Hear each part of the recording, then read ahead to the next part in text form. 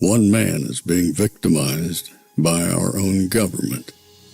One man whom they fear, yet who millions love. One man who is willing to take the poison arrows of lawfare. One man whose voice has been taken away by a corrupt judge operating in a corrupt system. One man who has been ridiculed and insulted. One man who refused to back down. One man who refused to back down. One man who refused to back down. One man who stands between us and them. One man that wants to see America protected again. One man who wants to see America prosper again. One man who understands that a man is a man and a woman is a woman. One man who understands and protects the blessing of life. One man who wants to restore American exceptionalism. One man who once again wants to make America that shining city on a hill for all to see. A place where all the people of the world glowingly set their eyes upon. America. One man who unashamedly wants to make America great again. That one man is Donald Trump.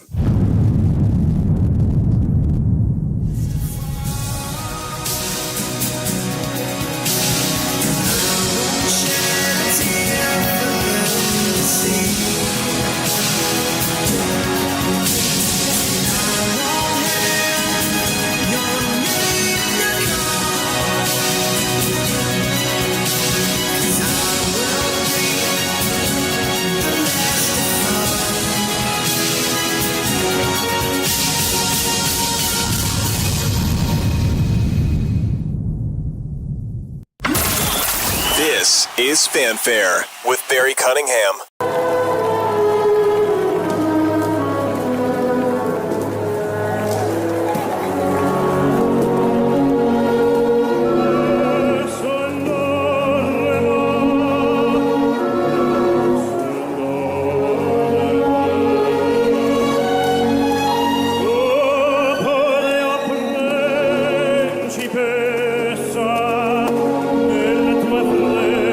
Stanza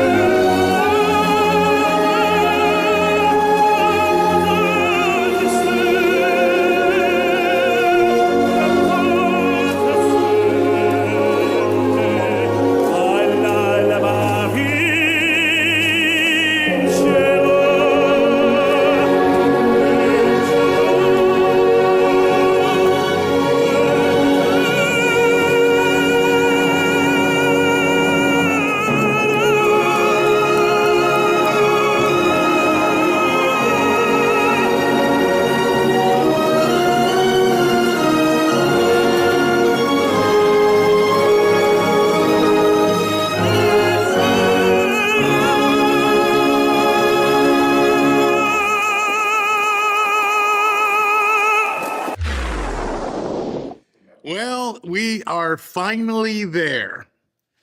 No one, no one is going to sleep, and I will win. If you've never looked up what the words are to Nessun Dorma, which is a song you just heard, now would be a good time to go look up and read the words that he was so eloquently, amazingly singing, that President Trump has been playing in many of his rallies throughout the campaign.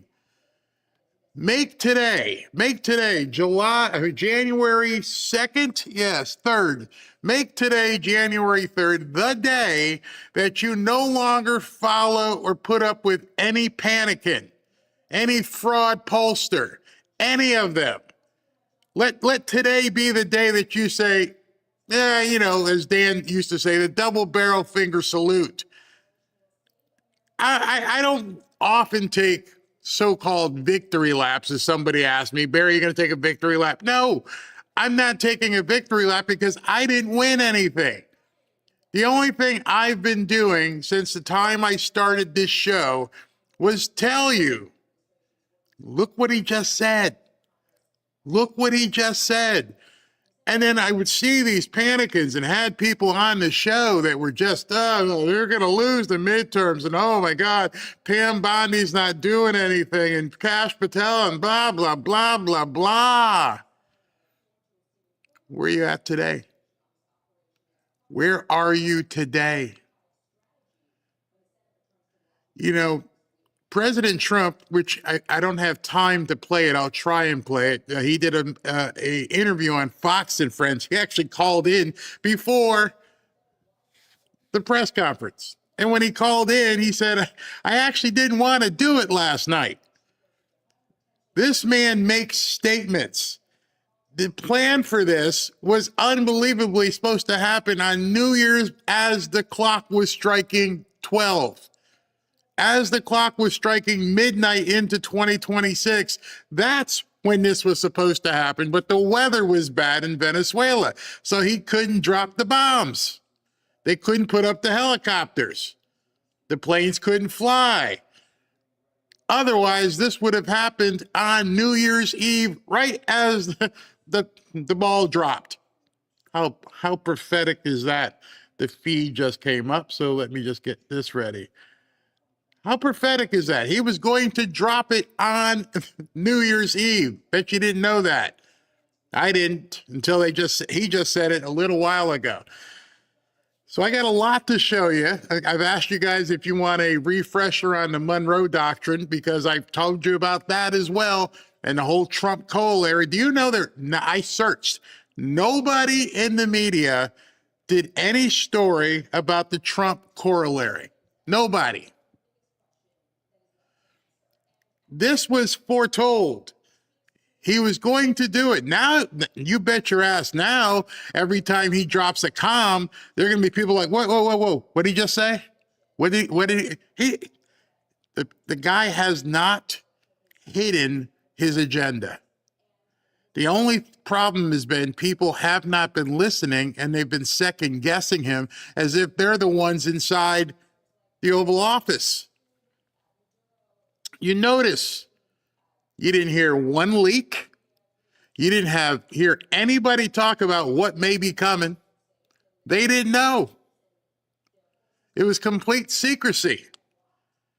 That's why this media is in trouble, because they don't have the moles that they used to have, which should also tell you now, all the stories you hear are complete, excuse my language, bullshit.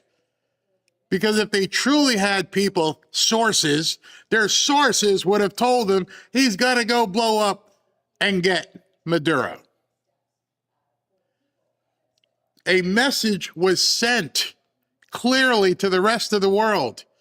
The Monroe Doctrine, which I was telling you about the Western Hemisphere is mine, ours, is now clear.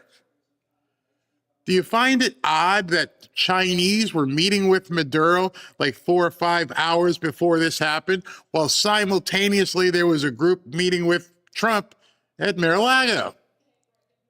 There are no coincidences. Right now, you should just be rubbing the cobwebs off of your eyes and go, I see this clearly for what it is. Every adversarial world leader at this point has to have butt puggerage this morning. The Ayatollah Ayatollah, you need to be really worried about what's going on in Iran. The people are cheering in the streets in Venezuela, and the people are cheering in the streets in Iran. Well, in Iran, they're not cheering. They're like, get this guy out of here. And then what did Trump say yesterday? I warn you. I'm warning you. If you harm the people protesting, we're going to come. At this point, every single thing he drops, every single adversarial world leader needs to step back and go, he's serious, isn't he? Oh, he's deadly serious. We have definitely reached the FO part of FA.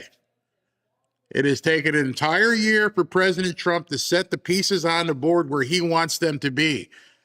You can no longer, in chat or any of these trolls, say I'm a bootlicker. Every single thing, we don't know the time, we don't know when, but if you watch what he says, what he types, he's not bluffing. There's no bluff happening here. So every single one of these freaked out Democrats right now talking about, oh my God, he did this without our approval. F your approval. You see, I almost feel that we're already in the Insurrection Act. At least we've declared the insurrection to the rest of the world. You've messed around with us for way too long. You've been sending drugs over here, and you may have indeed messed with our elections. Remember, this stuff is still getting ready to come out. There are a lot of people in the United States right now who are probably already under surveillance, who are like, oh no, what do we do? Because do you think Maduro is going to want to spend the rest of his life in solitary confinement? Remember, the reason why this, well, I won't say remember, you may not know, but the reason why this is even legal is because he already had an indictment here. By the way, do you know when he was indicted? Go look that up. Well, I'll tell you, he was indicted in 2020.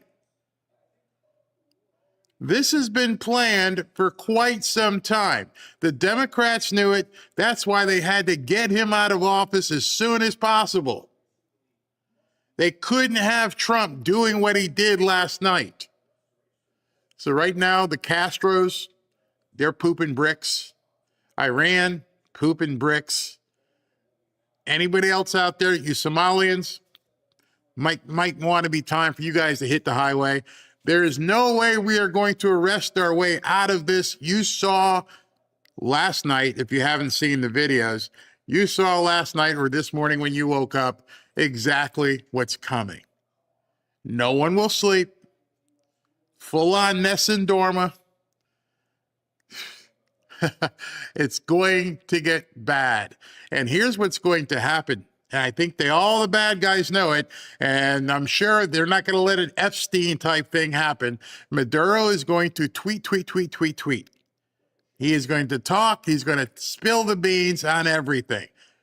These type of people don't want to spend the rest of their lives in jail, especially the type of jail they might throw him in. But us back here, domestically, I think you guys have to know what's going on. You'd have to be completely ignorant not to see this. We're not going to see big arrests.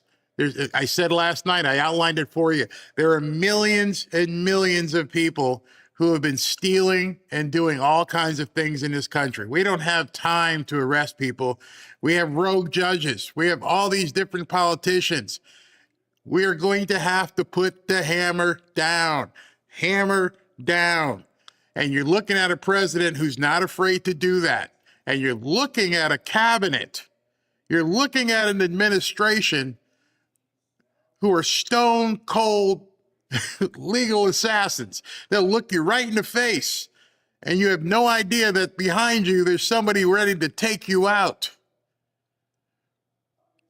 I think Rand Paul and Massey and all the rest of the Democrats this morning are realizing you cannot stop what is coming. No one can stop what is coming. I feel I don't feel vindicated. I feel more confident than ever that red pill that many of us took just came to fruition. Now, invest in Orville Redenbacher. Find out who makes that kind of popcorn and start investing in them, because OMG, the show has begun. And it's not going to stop. There are many of you, I think it was like 65%, and said, show the Monroe Doctrine thing. So after he talks, I'll go ahead and show it, because, well, maybe I can get it in. I don't know how late he may be. So let me see how long it is. Yeah, he might be a little bit late. Let me jump to this, and if I have to cut it, I'll cut it. All right, let's listen to this. Hold on. Here we go. Something happened yesterday that I bet you nobody told you about. I bet you no. By the way, this is Barry from the past talking, from the past, meaning December 3rd. This is when I did this segment, on December 3rd.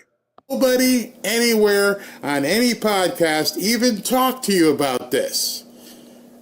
And I feel at this point we are looking at, as I'm going to begin calling him affectionately, the breadcrumb president.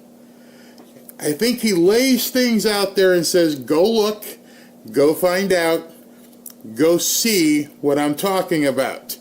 And there's all kinds of panicans and teetering MAGA who keep saying, I haven't seen anything happen. Nothing is happening. Well, it's happening. You may not be looking in the right places. So I'm going to show you a wormhole of sorts that opened up yesterday. I started talking to you about the whole matrix effect and what we were seeing with Venezuela. This kind of dovetails off that. If you didn't watch yesterday's show, you need to go watch it, because I'm going to be adding on to that with what I'm going to show you this morning or this afternoon. Now, you're going to have to remember maybe sophomore year in high school. You're going to have to dial it back. If you're a boomer like me, you're like, wow, you're going to take me all the way back to 1977, 1976. Well, if you're my age, that's when you were a sophomore in high school and you were taught this. And probably had no idea or no care, like I didn't. It didn't mean anything to me. You probably had no idea what this meant. And you definitely had no idea that President Trump would be talking about it. And right now there's people in the chat going, what in the hell is Barry talking about? So, imagine me being your high school teacher. I'm going to bring you back to 1977, 1976 if you're my age. If you're younger, then it's a lot different in age, but you were probably taught this in high school. And while you were slipping notes to chicks, or on the other side, ogling a guy, or, playing with your hair, or we didn't have cell phones, but we probably all missed this. We probably didn't pay any attention because it didn't matter to us. So I want you to pay complete attention to what I'm going to show you. I want you to take some notes because we're going to refer back to this. So without further ado or holding you off, I want you to listen to this.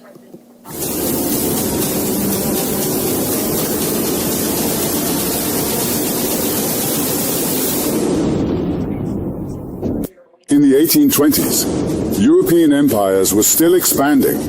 They were eager to reclaim colonies and to assert their dominance over the Americas. At this time, a young United States decided to take an aggressive stance with a message to the world: hands off the Western Hemisphere. This was the Monroe Doctrine, a groundbreaking declaration that not only shaped U.S. foreign policy, but also redefined America's role in the world. The Monroe Doctrine was a foreign policy statement delivered by President James Monroe on December the 2nd, 1823. In his annual... You heard that. December the 2nd, 1823. Yesterday was December 2nd. December 2nd, 2025. Oh, this is getting a little eerie. On the very same day, what I'm going to show you is probably going to give you like goosey bumps. And nobody talking about it. Address to Congress, Monroe declared that the Americas were off limits to new European colonization and interference. It was a bold move, essentially warning Europe that the Western Hemisphere was under U.S. protection, and any attempts to recolonize or interfere would be seen as a threat to American security. Any interference in the Western Hemisphere, didn't say the United States, anywhere in the Western Hemisphere, if you interfered, it would be considered an action taken against the United States.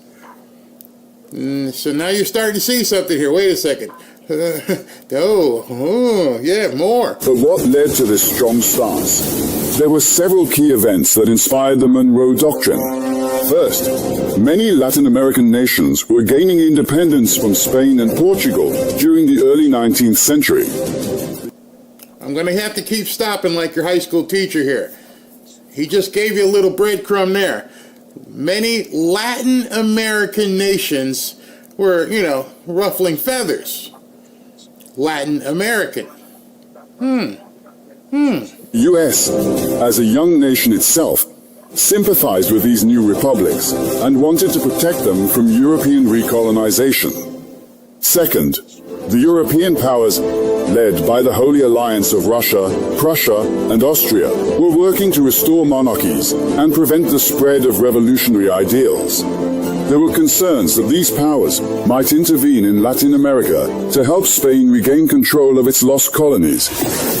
There was also fear of Russian expansion along the Pacific coast of North America.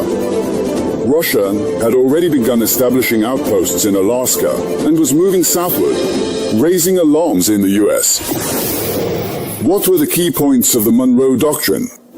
First, the Americas were closed to any new European colonization. All right.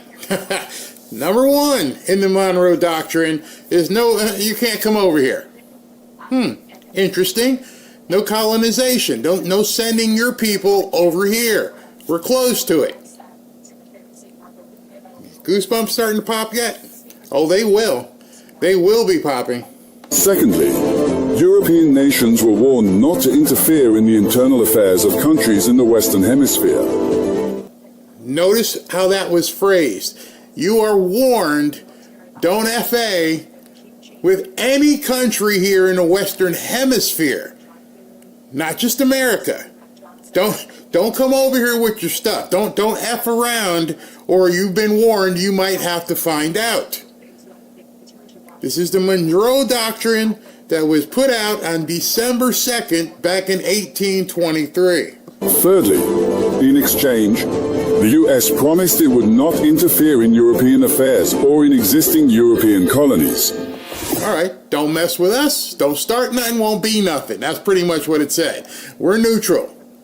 We're not going to get involved in your stuff. As long as you don't mess with us, we're not going to mess with you. Which is completely different than all of the other presidents combined have been talking about. They always wanted the forever wars. They wanted to be in Ukraine. They wanted to be over here in the Middle East. But President Trump's like, no, I am the peace president.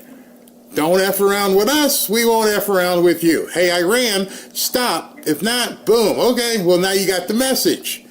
I'm just going to go back to the Monroe Doctrine. Why was the Monroe Doctrine important? It laid the foundation for U.S. influence in the Western Hemisphere and promoted U.S. expansion. Also, it is important to note that over the years, the Monroe Doctrine would evolve. It would evolve to fit the needs of the U.S. and the changing geopolitical environment. While initially aimed at preventing European interference in Latin America, it would also be used to provide justification for U.S. territorial ambitions. Ooh, so wait a second. You're telling me that this 250-year-old document is basically telling everyone, the world, don't FA, and we won't have to find out, and at the same time is emboldening us to make sure the people here in the Western Hemisphere, Latin America, do what they're supposed to do. You know, we're here to make sure that the Western Hemisphere is ours. That's not a negotiation. We declared it 250-something years ago. Our president, Monroe, came out and told the world and everybody out there, this is us. Greenland, everything over here in the Western Hemisphere, you're done. Now think about that from the perspective of what you've seen presidents over years do. Ignore the Monroe Doctrine. Pretty much just let it fade away into darkness like it wasn't important. Until that one man decided, I kind of like this doctrine. And it's something I can use right now with what's going on in the world. Between 1840 and 1860, the Monroe Doctrine would influence Western expansion.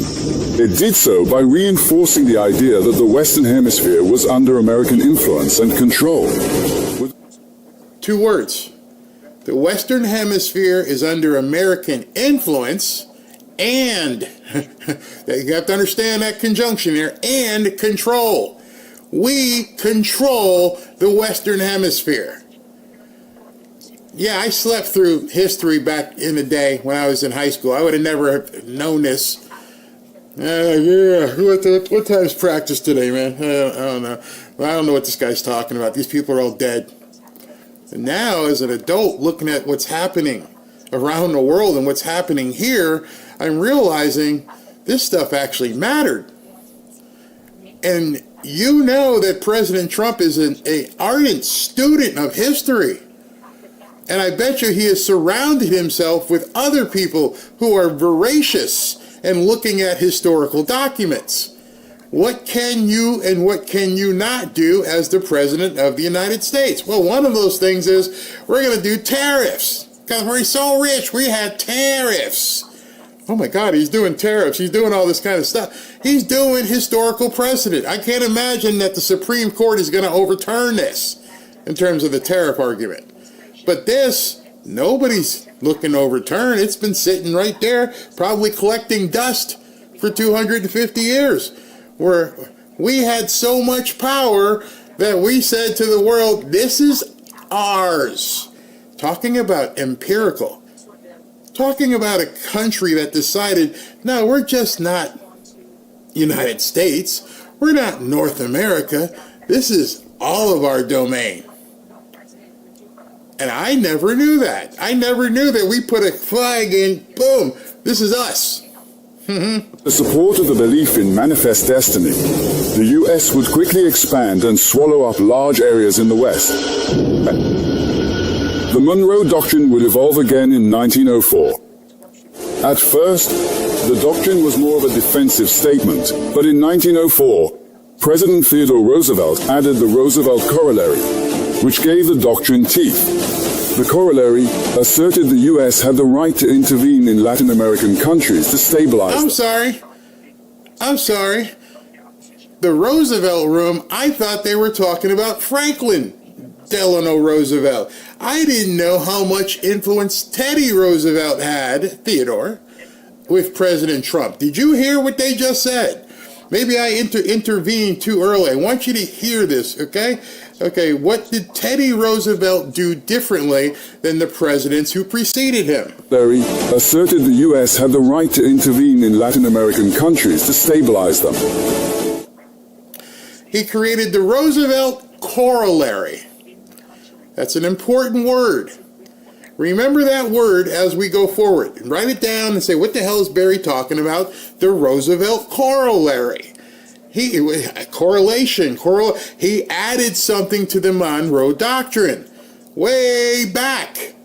It said, hey, listen, we now have the right to go into Latin America and make sure they're not effing around. And if they're effing around, we can take some action.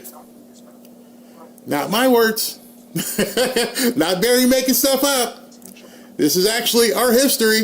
I'll let you hear that one more time so you can understand what Teddy Roosevelt did way years before President Trump. The corollary asserted the U.S. had the right to intervene in Latin American countries to stabilize them. This justified numerous U.S. interventions in Latin American affairs and cemented U.S. dominance and aggression in the region. During the Cold War, the doctrine would be revived to combat the Soviet influence in the region, leading to U.S. involvement in various Latin American countries' affairs and even coups. So it has been used in modern times. There was a guy who decided he wanted to use it in Latin America, and they put a bullet in his head. He was just driving along with his wife on a nice sunny day, and he was, deploying what was given to him by virtue of the Monroe Doctrine and the Roosevelt Corollary. And I'm going to get rid of this dude Castro here. And his brains got blown out. And then here comes in 2024, another guy who probably had told some people, hey, I got an idea. I got an idea here. And they tried to do the same thing to him on a nice, bright, sunny day. You starting to see these parallels? If you didn't see the parallels, you're not looking and educating yourself. That went on for probably another 20 minutes or so, and I just didn't want to I didn't know if I would have the time. I knew President Trump would be late, but I didn't know if we'd have the time. I mentioned in there the Roosevelt Corollary. I mentioned December 2nd of this year, which coincides with December 2nd when President Monroe wrote it. Now, if you weren't watching my show back then, well, on December 2nd, a few weeks ago, then you missed that corollary. I'm going to show it to you right now because there are probably people here who didn't see it. I want you to see this. Hold on. President Trump posted this. As you can see, the date, December 2nd. On the anniversary of the Monroe Doctrine, President Trump put up a proclamation, a presidential message on the anniversary of the Monroe Doctrine. Coincidence? There are no coincidences, people. There are no coincidences in what we're seeing here. You just aren't following the breadcrumbs. And I'll let you go on whitehouse.gov and find this yourself. But what's very interesting, let me find it down here. Where did he talk about it? Hold on, let me get to it.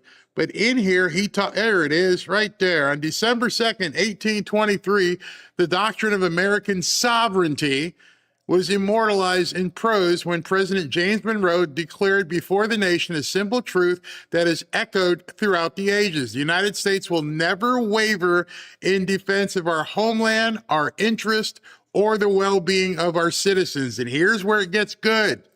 Today, December 2nd, 2025, when this happened, my administration proudly reaffirms this promise under a new Trump corollary to the Monroe Doctrine, that the American people, not foreign nations, nor globalist institutions, will always control their own destiny, not just in America, in our hemisphere. Read that again.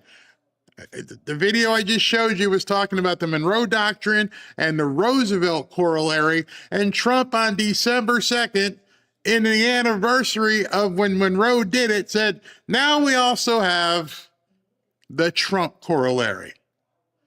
And in that Trump Corollary, it says that the American people, not foreign nations, nor globalist institutions, will always control their own destiny in our hemisphere. Yeah, I don't know about you, but that just gave me goosebumps. I've read it before. I did a video, obviously, about it, and it still gives me goosebumps looking at that going, it's all been told to us. Media doesn't cover the proclamations. They probably don't understand what's about to happen. Oh, no, don't worry about that. Talk about Epstein or something. Okay. Hey, talk about, get people talking about Pam Bondi's not doing her job. Okay. You really want to go there? Yeah, that's what we want to talk about. And I saw some comments in the chat as that was playing. I just want to tell you two things. One, yes, I bought like I've got up to 8 or 9 of these shirts. So just for that simple reason that when I show another clip, it's kind of uniform. So don't start Shirtgate again. Number two, and this is the important part of this thing, as you're reading all these different things that are happening, this student of history known as President Donald J. Trump is putting all the pieces of the chessboard all along. And I saw someone in the chat who said, hey, listen, well, it doesn't cover the courts. Go back and read it, or you used the wrong prompt. If when he declares the Insurrection Act, he will be in total control. They cannot even go to the court to get him to stop. Don't be stupid. There's a reason why we have been saying no one can stop what is coming. Now would be the time. If you haven't before now, if you haven't had the chance, stop trying to find a way out of it. Stop trying to wiggle your way and say, oh, it can't possibly be true. Maybe you might want to take a big ass dose of a red pill. Maybe you get a whole bottle, get a big gulp of water, and take your big ass red pill, because stop looking for the reasons why he can't do what he's going to do. I find it amusing when I see people say, well, I heard that he can't do that. Okay. You keep waiting for it not to happen. We are now seeing it actually happen. And other than people bitching on X, left and right, I saw Marjorie Taylor Greene's out there saying some communistic stuff. That's the extent of what they can do. That is it. There's nothing they can do. Bo Asperger can't say, fly Maduro home. Ain't gonna happen. So if you're in there trying to find a reason why Trump can't do it, you're on the wrong damn channel, number one. And number two, you're making yourself look stupid. I won't post the person's chat that said that. I saw a movie a couple of days ago. I think it was The Equalizer 2 or 3. And when the bad guys went in to assassinate some guy, and the guy's like, please, can we stop? Can we talk about it? He goes, shut up. It's happening. This is happening. Then he wasted the guy. This is happening. Slap yourself in the face. Do what you need to do. Do a dance. This is happening. And I don't understand why people are looking for reasons to stop it. Unless, of course, you don't want your country to be powerful again. Unless, of course, for some reason, you're okay with the Somalians stealing gazillion dollars. You're okay with your taxes and you having to work 3, 4, 5 months of a year just to pay taxes. If you're okay with all that, then go ahead, by all means, find a way to find out and tell people we can stop this. But then when you do all that, like some Democrats are probably going to find out, there's no one to call. There's no one that you're going to pick up the phone and say, can you stop him? Can't call the DOJ, can't call the FBI, can't call the U.S. Marshals, definitely can't call the Pentagon. Wake up, people. This is happening, whether you like it or not. And if you don't like it, maybe you can go ahead and move to Venezuela. I mean, it's absolutely stunning to me how the people in Venezuela are responding in complete cheers that freedom is finally going to be within their grasp. And we have people saying, no, you shouldn't be free. You should still have Maduro there telling you what to do. Just imagine the life you lead right now where you're trying to say this shouldn't happen, and you having a voice to say your opinion, you get killed for it. Your friends, your family, your dog. And now we see someone who truly wants to liberate people, and we're questioning it. I got no time for those people. J.D. Vance posted earlier, and he said this. That the president offered multiple off-ramps, but it was very clear throughout this process. The drug trafficking must stop and the stolen oil must be returned to the United States. Maduro is the newest person to find out that President Trump means what he says. Kudos to our brave special operators who pulled off a truly impressive operation. I'm going to cut to Fox News because I want you to see this is in Miami. That's right, Brett. Good morning. And we have been here all morning speaking to the Venezuelan community. Just to give you an idea, I'm in Doral in South Florida, just standing outside El Arepaso. It's a very famous hotspot, a restaurant where Venezuelans typically gather. They have been chanting, singing all morning long, saying Venezuela Libertad, which means liberty. They're calling this a Liberation Day. Some of them just raising their Venezuelan flags, others wearing MAGA hats and taking advantage of this opportunity to thank President Trump and the administrations for their efforts in Venezuela and the region. Now, look, Brett, I am from South Florida. I was born and raised here. Late last night and early today, at my direction, the United States Armed Forces conducted an extraordinary military operation in the capital of Venezuela. Overwhelming American military power, air, land, and sea, was used to launch a spectacular assault. And it was an assault like people have not seen since World War II. It was a force against a heavily fortified military fortress in the heart of Caracas, to bring outlaw dictator Nicolas Maduro to justice. This was one of the most stunning, effective, and powerful displays of American military might and competence in American history. And if you think about it, we've done some other good ones, like the attack on Soleimani, the attack on al-Baghdadi, and the obliteration and decimation of the Iran nuclear sites just recently in an operation known as Midnight Hammer, all perfectly executed and done. No nation in the world could achieve what America achieved yesterday, or frankly in just a short period of time. All Venezuelan military capacities were rendered powerless as the men and women of our military, working with U.S. law enforcement, successfully captured Maduro in the dead of night. It was dark. The lights of Caracas were largely turned off due to a certain expertise that we have. It was dark. And it was deadly. But captured along with his wife, Celia Flores, both of whom now face American justice.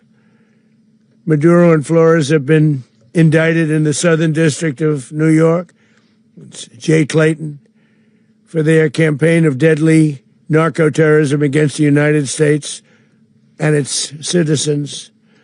I want to thank the men and women of our military who achieved such an extraordinary success overnight with breathtaking speed, power, precision, and competence. You rarely see anything like it. You've seen some raids in this country that didn't go so well. They were an embarrassment. If you look back to Afghanistan, or if you look back to the Jimmy Carter days, they were different days. We're a respected country again, maybe like never before. These highly trained warriors, operating in collaboration with U.S. law enforcement, caught them in a very ready position. They were waiting for us. They knew we had many ships out in the sea, just sort of waiting. They knew we were coming. So they were in what's called a ready position but they were completely overwhelmed and very quickly incapacitated. If you would have seen what I saw last night, you would have been very impressed. I'm not sure that you'll ever get to see it, but it was an incredible thing to see. Not a single American service member was killed, and not a single piece of American equipment was lost. We had many helicopters, many planes, many people involved in that fight. But think of that, not one piece of military equipment was lost, not one service member was, more importantly, killed. The United States military is the strongest and most fearsome military on the planet by far. With capabilities and skills our enemies can scarcely begin to imagine. We have the best equipment anywhere in the world. There's no equipment like what we have. And you see that even if you just look at the boats. You know, we've knocked out 97% of the drugs coming in by sea. 90%. Each boat kills on average, 25,000 people. We knocked out 97%. And those drugs mostly come from a place called Venezuela. We're going to run the country until such time as we can do a safe, proper, and judicious transition. So we don't want to be involved with having somebody else get in, and we have the same situation that we had for the last long period of years. So we are going to run the country until such time as we can do a safe, proper, and judicious transition. And it has to be judicious because that's what we're all about. We want peace, liberty, and justice for the great people of Venezuela, and that includes many from Venezuela that are now living in the United States and want to go back to their country. It's their homeland. We can't take a chance that somebody else takes over Venezuela that doesn't have the good of the Venezuelan people in mind. We've had decades of that. We're not going to let that happen. We're there now, and what people don't understand, but they understand as I say this, we're there now, but we're going to stay until such time as the proper transition can take place. So we're going to stay until such time as we're going to run it, essentially, until such time as a proper transition can take place. As everyone knows, the oil business in Venezuela has been a bust, a total bust, for a long period of time. They were pumping almost nothing by comparison to what they could have been pumping and what could have taken place. We're going to have our very large United States oil companies, the biggest anywhere in the world, go in, spend billions of dollars, fix the badly broken infrastructure, the oil infrastructure, and start making money for the country. And we are ready to stage a second and much larger attack if we need to do so. So we were prepared to do a second wave if we needed to do so. We actually assumed that a second wave would be necessary, but now it's probably not. The first wave, if you'd like to call it that, the first attack was so successful, we probably don't have to do a second, but we're prepared to do a second wave, a much bigger wave, actually. This was pinpoint, but we have a much bigger wave that probably won't have to do. This partnership of Venezuela with the United States of America, a country that everybody wants to be involved with because of what we were able to do and accomplish, will make the people of Venezuela rich, independent, and safe. And it will also make the many, many people from Venezuela that are living in the United States extremely happy. They suffered. They suffered. So much was taken from them. They're not going to suffer anymore. The illegitimate dictator Maduro was the kingpin of a vast criminal network responsible for trafficking colossal amounts of deadly and illicit drugs into the United States. As alleged in the indictment, he personally oversaw the vicious cartel known as Cartel de las Solas, which flooded our nation with lethal poison, responsible for the deaths of countless Americans, the many, many Americans, hundreds of thousands over the years of Americans died because of him. Maduro and his wife will soon face the full might of American justice and stand trial on American soil. Right now, they're on a ship. They'll be heading to, ultimately, New York. And then a decision will be made, I assume, between New York and Miami or Florida. But we have people where the overwhelming evidence of their crimes will be presented in a court of law. And I've seen it. I've seen what we have. It's both horrible and breathtaking that something like this could have been allowed to take place. For many years after his term as president of Venezuela expired, Maduro remained in power and waged a ceaseless campaign of violence, terror, and subversion against the United States of America, threatening not only our people, but the stability of the entire region. And you all saw it. In addition to trafficking gigantic amounts of illegal drugs that inflicted untold suffering and human destruction all over the country, all over in particular the United States, Maduro sent savage and murderous gangs, including the bloodthirsty prison gang Tren de Aragua, to terrorize American communities nationwide. And he did indeed. They were in Colorado. They took over apartment complexes. They cut the fingers off people if they called police. They were brutal, but they're not so brutal now. And I just have to congratulate our military, Pete and everybody, and our National Guard, because the job that they've done, whether it's in Washington, D.C., where we have a totally safe city, where it was one of the most unsafe cities anywhere in the world, frankly, and now we have no crime in Washington, D.C.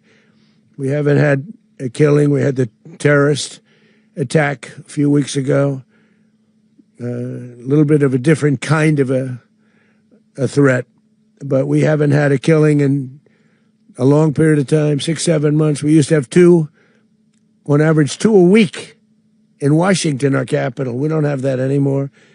The restaurants are opening. Everyone's happy. They're walking their daughters. They're walking their children, their wives. They walk to restaurants. Restaurants are opening all over Washington, D.C. So I want to thank the National Guard. I want to thank our military. And I want to thank law enforcement. Been amazing.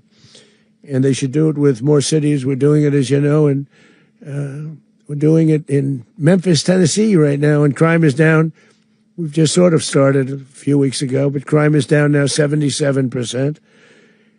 And the governor of Louisiana called, great person, and he wanted us to help him, as you know, in a certain very nice part of Louisiana. And we have done that. And it was a rough section, and we have crime down. I understand it's down to almost nothing already after 2.5 weeks. New Orleans, it's down to almost nothing. And we've only been there for 2.5 weeks. Can't imagine why governors wouldn't want us to help. We also helped, as you know, in Chicago, and crime went down a little bit there. We did a very small help because we had no working ability with the governor. The governor was a disaster and the mayor was a disaster, but it knocked down crime. But we're pulling out of there. When they need us, we'll know. You'll know. You'll be writing about it. And likewise, Los Angeles, where we saved Los Angeles early on, where the head of the police department made a statement that if the federal government didn't come in, we would have lost Los Angeles. That's long after the fires. That's when they had the riots in Los Angeles. We did a great job. Got no credit for it whatsoever, but that's okay. It doesn't matter. We don't need the credit. But we'll be pulling out when they need us. They'll call, or we'll go back if we have to. We'll go back. But we did a great job in various cities. But the place that we're very proud of is Washington, D.C., because it's our nation's capital. We took it from being a crime-ridden mess to being one of the safest cities in the country. But the gangs that they sent raped, tortured, and murdered American women and children. They were in all of the cities I mentioned, Tren de Aragua. and they were sent by Maduro to terrorize our people, and now Maduro will never again be able to threaten an American citizen or anybody from Venezuela. There will no longer be threats.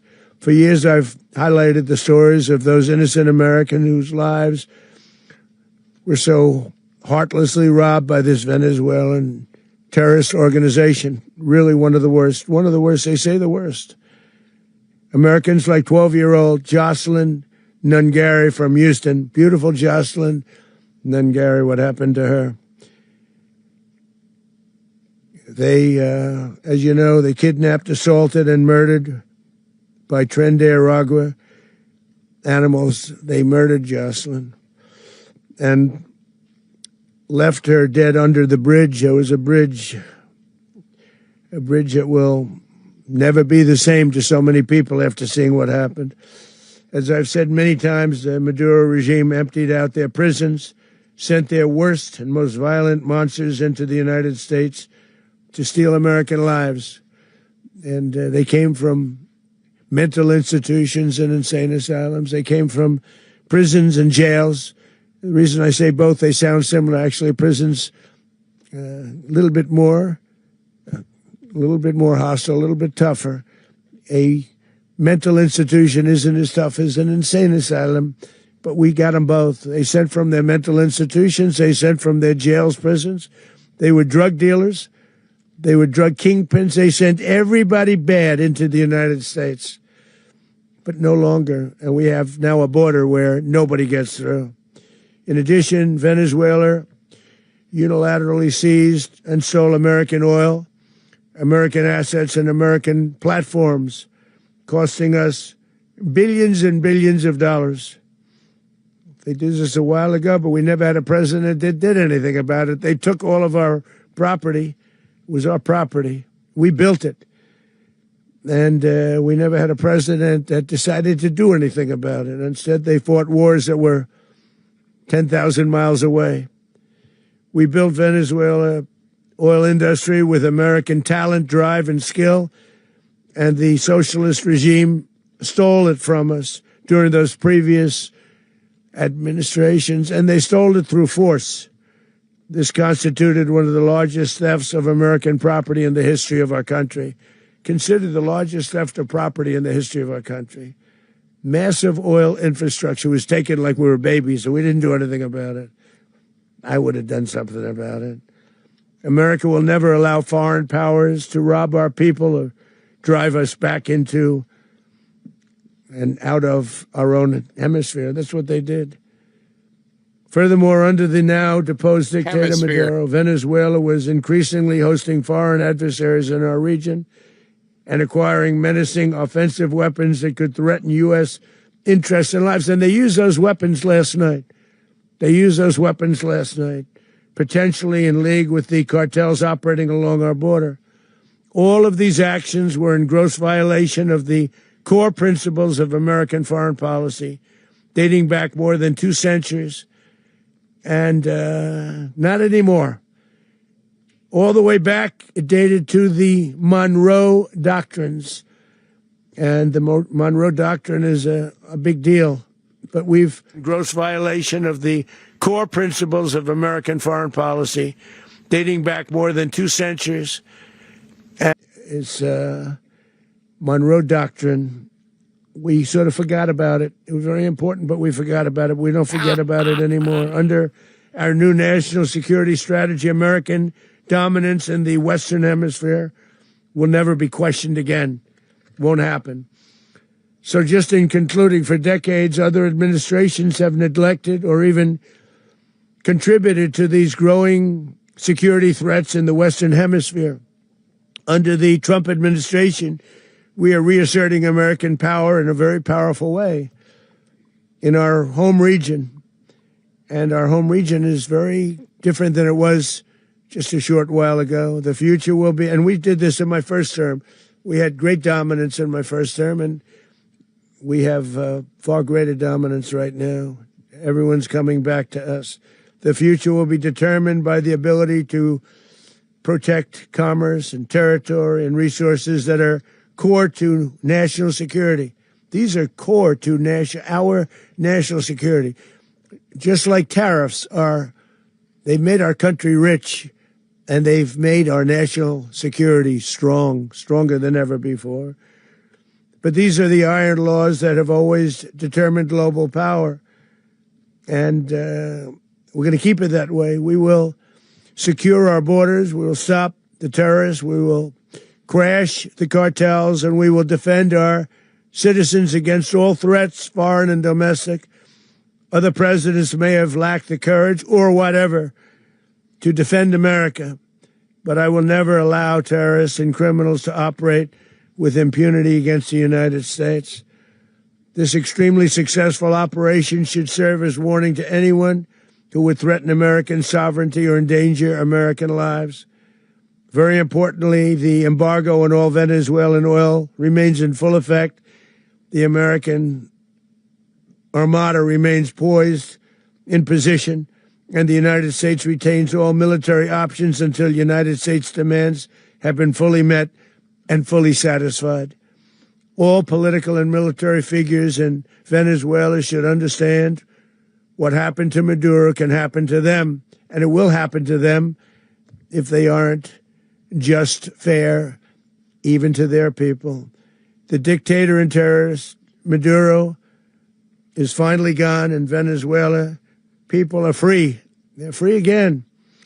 It's been a long time for them, but they're free. America is a safer nation. This morning, it's a prouder nation this morning because it didn't allow this horrible person and this country that was doing very bad things to us. It didn't allow it to happen. And the Western Hemisphere is right now a much safer place to be. So I want to thank everybody for being here.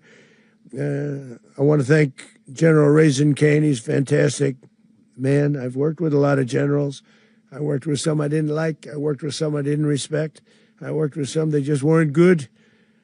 But this guy is fantastic. I watched last night one of the most precise attacks on sovereignty. I mean, it was an attack for justice. And I'm very proud of him, and I'm very proud of our Secretary of War, Pete Hegseth, who I'm going to ask to say a few words. Thank you very much. Mr. President, can you explain how the U.S. will run Venezuela? Well, thank you, Mr. President. Finally, a commander-in-chief the world respects and the American people deserve. And as the president said, words can barely capture the bravery and the power and the precision of this historic operation. A massive joint military and law enforcement raid flawlessly executed by the greatest Americans our country has to offer. American warriors are second to none, the best in the world and the best of our country. What all of us witnessed last night was sheer guts and grit, gallantry, and glory of the American warrior. I'm simply humbled by such men. And I tip my hat to our chairman, Dan Raisin Kane, and all those Americans who stood watch last night. Our warriors are the elite of America, and again, President Trump has your back.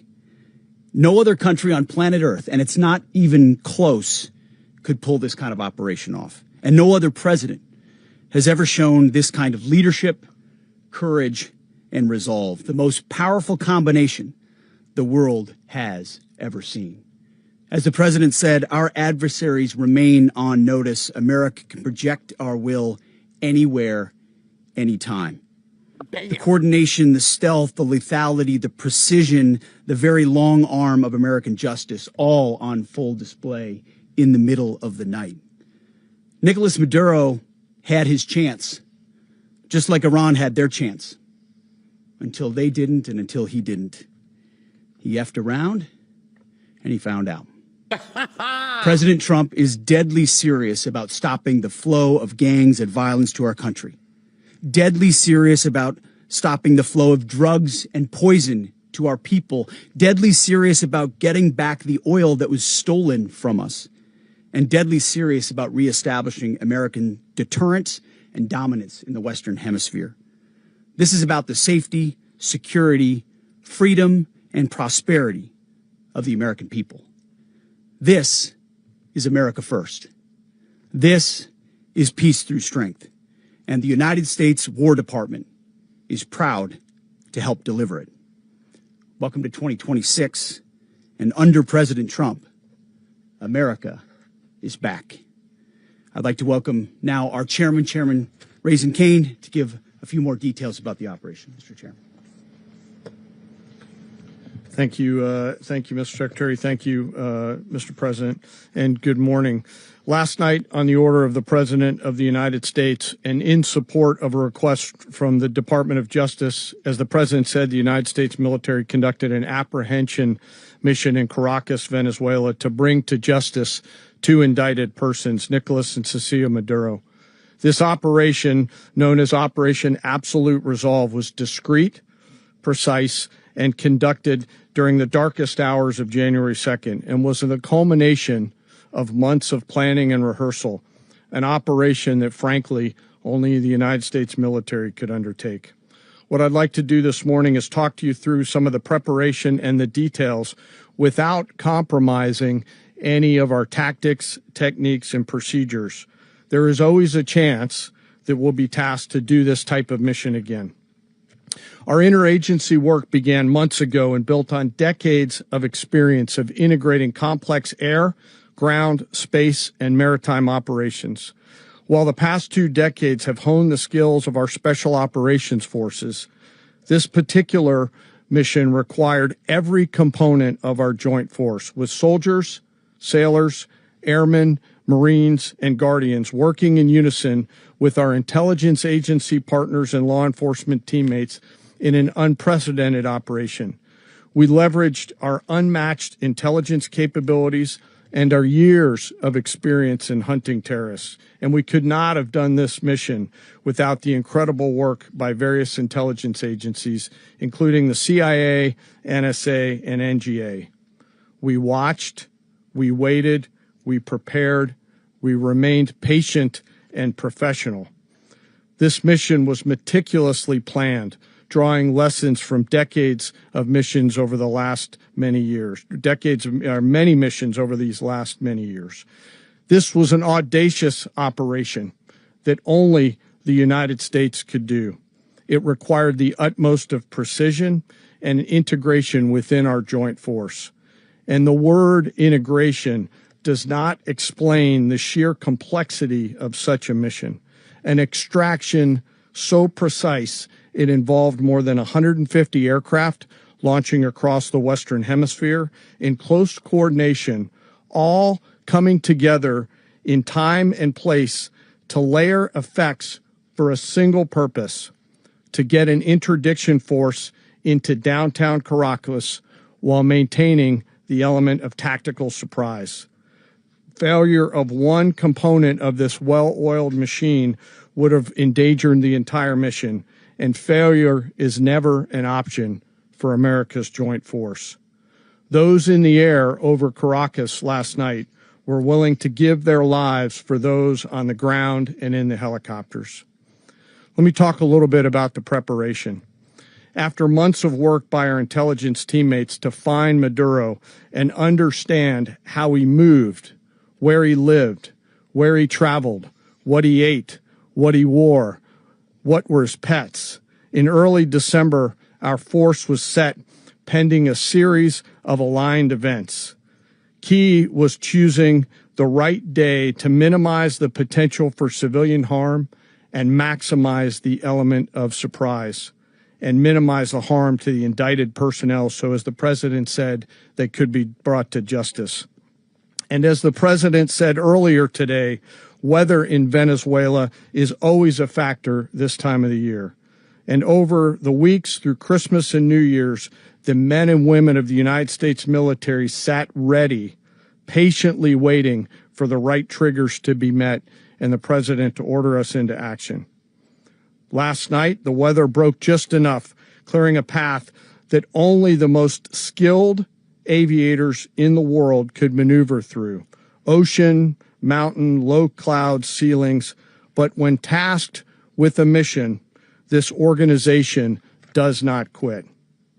At 10:46 p.m. Eastern Time last night, the President ordered the United States military to move forward with this mission. He said to us, and we appreciate it, Mr. President, good luck and Godspeed. And those words were transmitted to the entire Joint Force. Over the course of the night, aircraft began launching from 20 different bases on land and sea across the Western Hemisphere. In total, more than 150 aircraft, bombers, fighters, intelligence, reconnaissance, surveillance, rotary wing were in the air last night.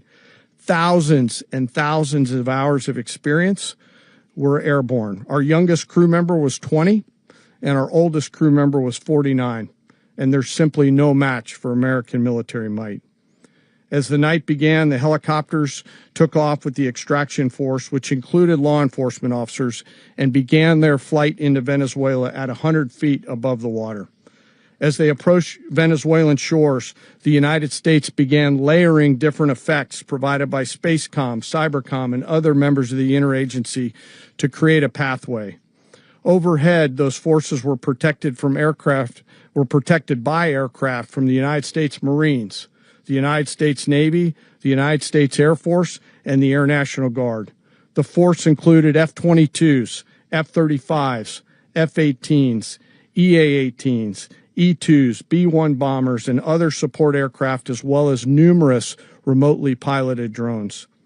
As the force began to approach Caracas, the Joint Air Component began dismantling and disabling the air defense systems in Venezuela, employing weapons to ensure the safe passage of the helicopters into the target area. The goal of our air component was, and always will be to protect the helicopters and the ground force and get them to the target and get them home. As the force crossed the last point of high terrain where they'd been hiding in the clutter, we assessed that we had maintained totally the element of surprise.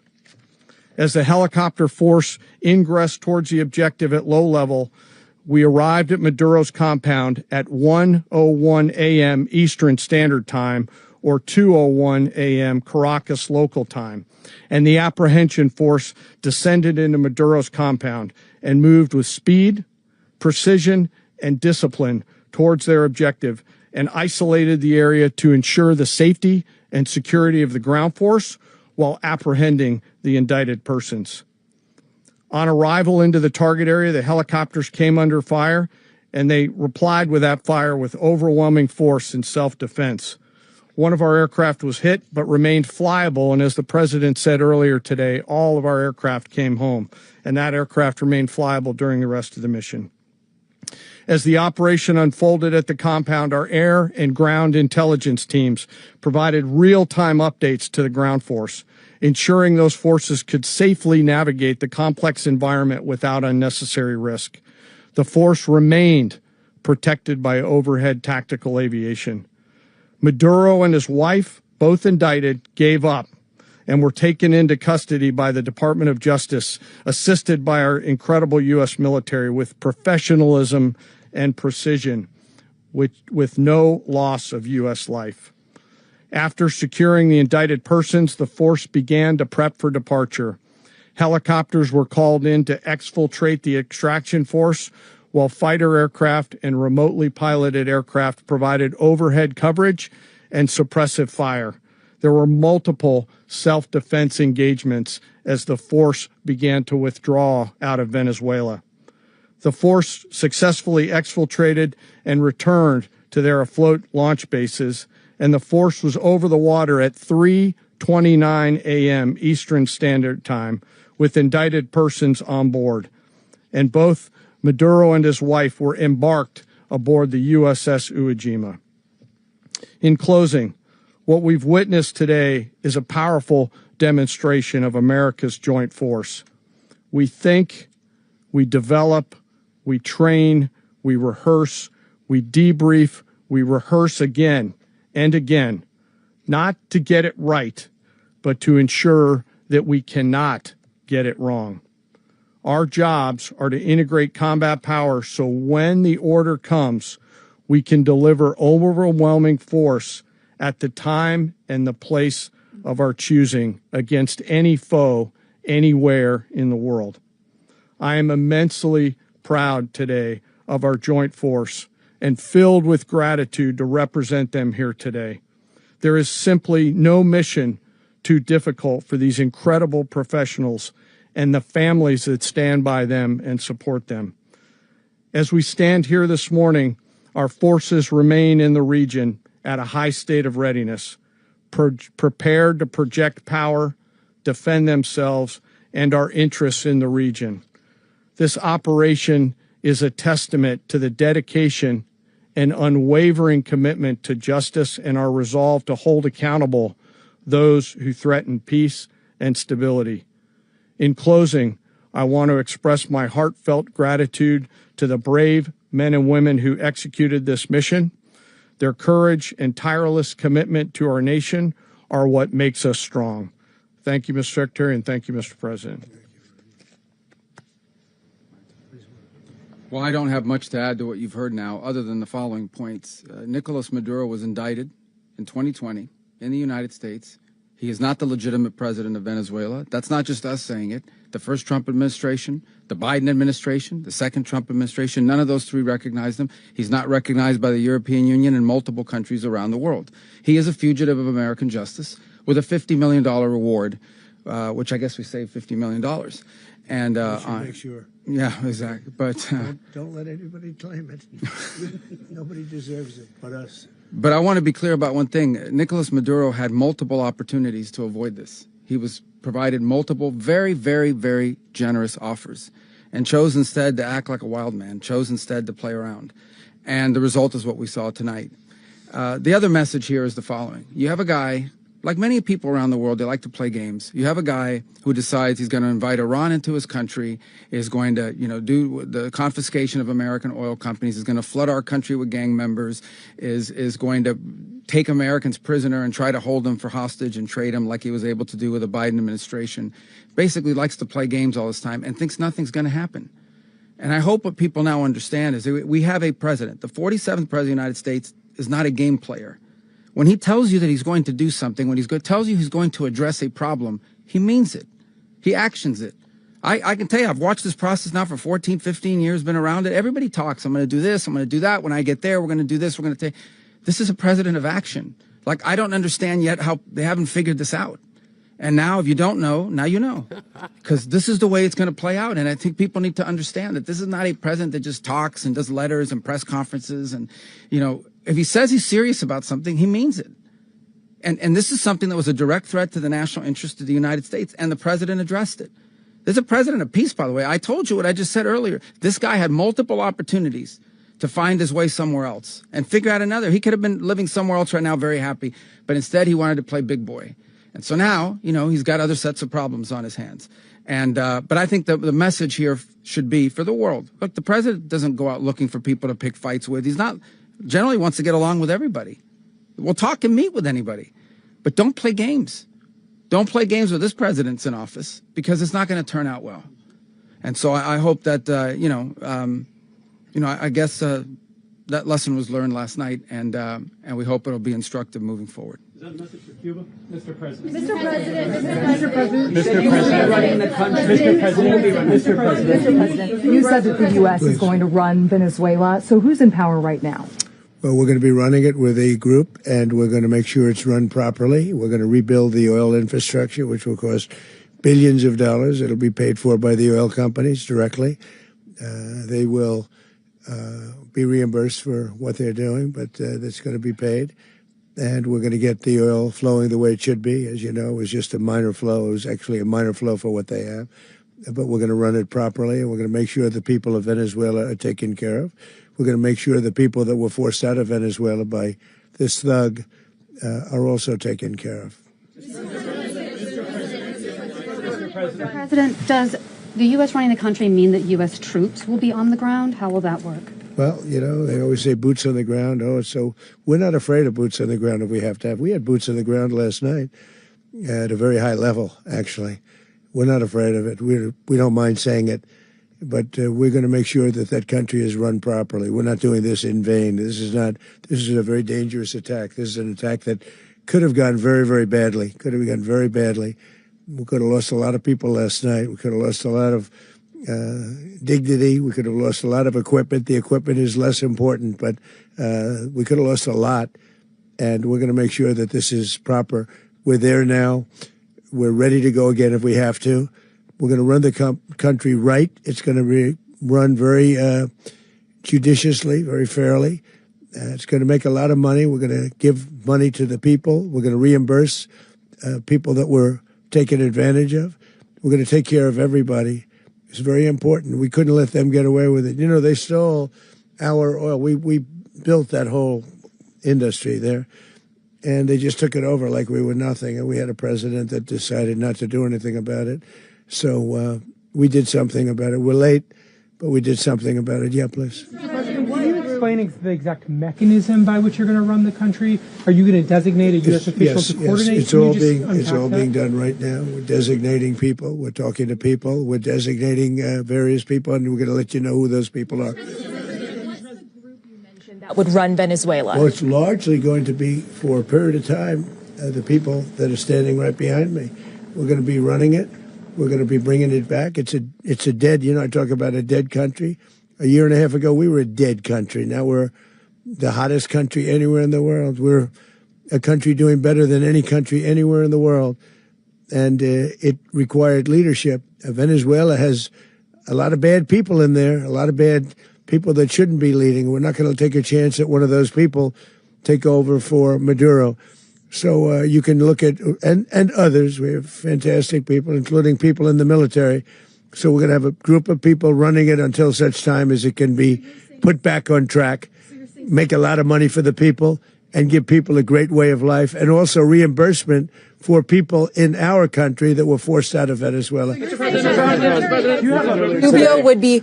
You said earlier today that you weren't going to back Machado to come back and be the opposition leader in your Fox and Friends interview. And then you also mentioned the vice president of Venezuela. Are you going to work with the vice president of Venezuela, or how do you foresee the relationship going? I understand she was just sworn in, but she was, as you know, picked by Maduro.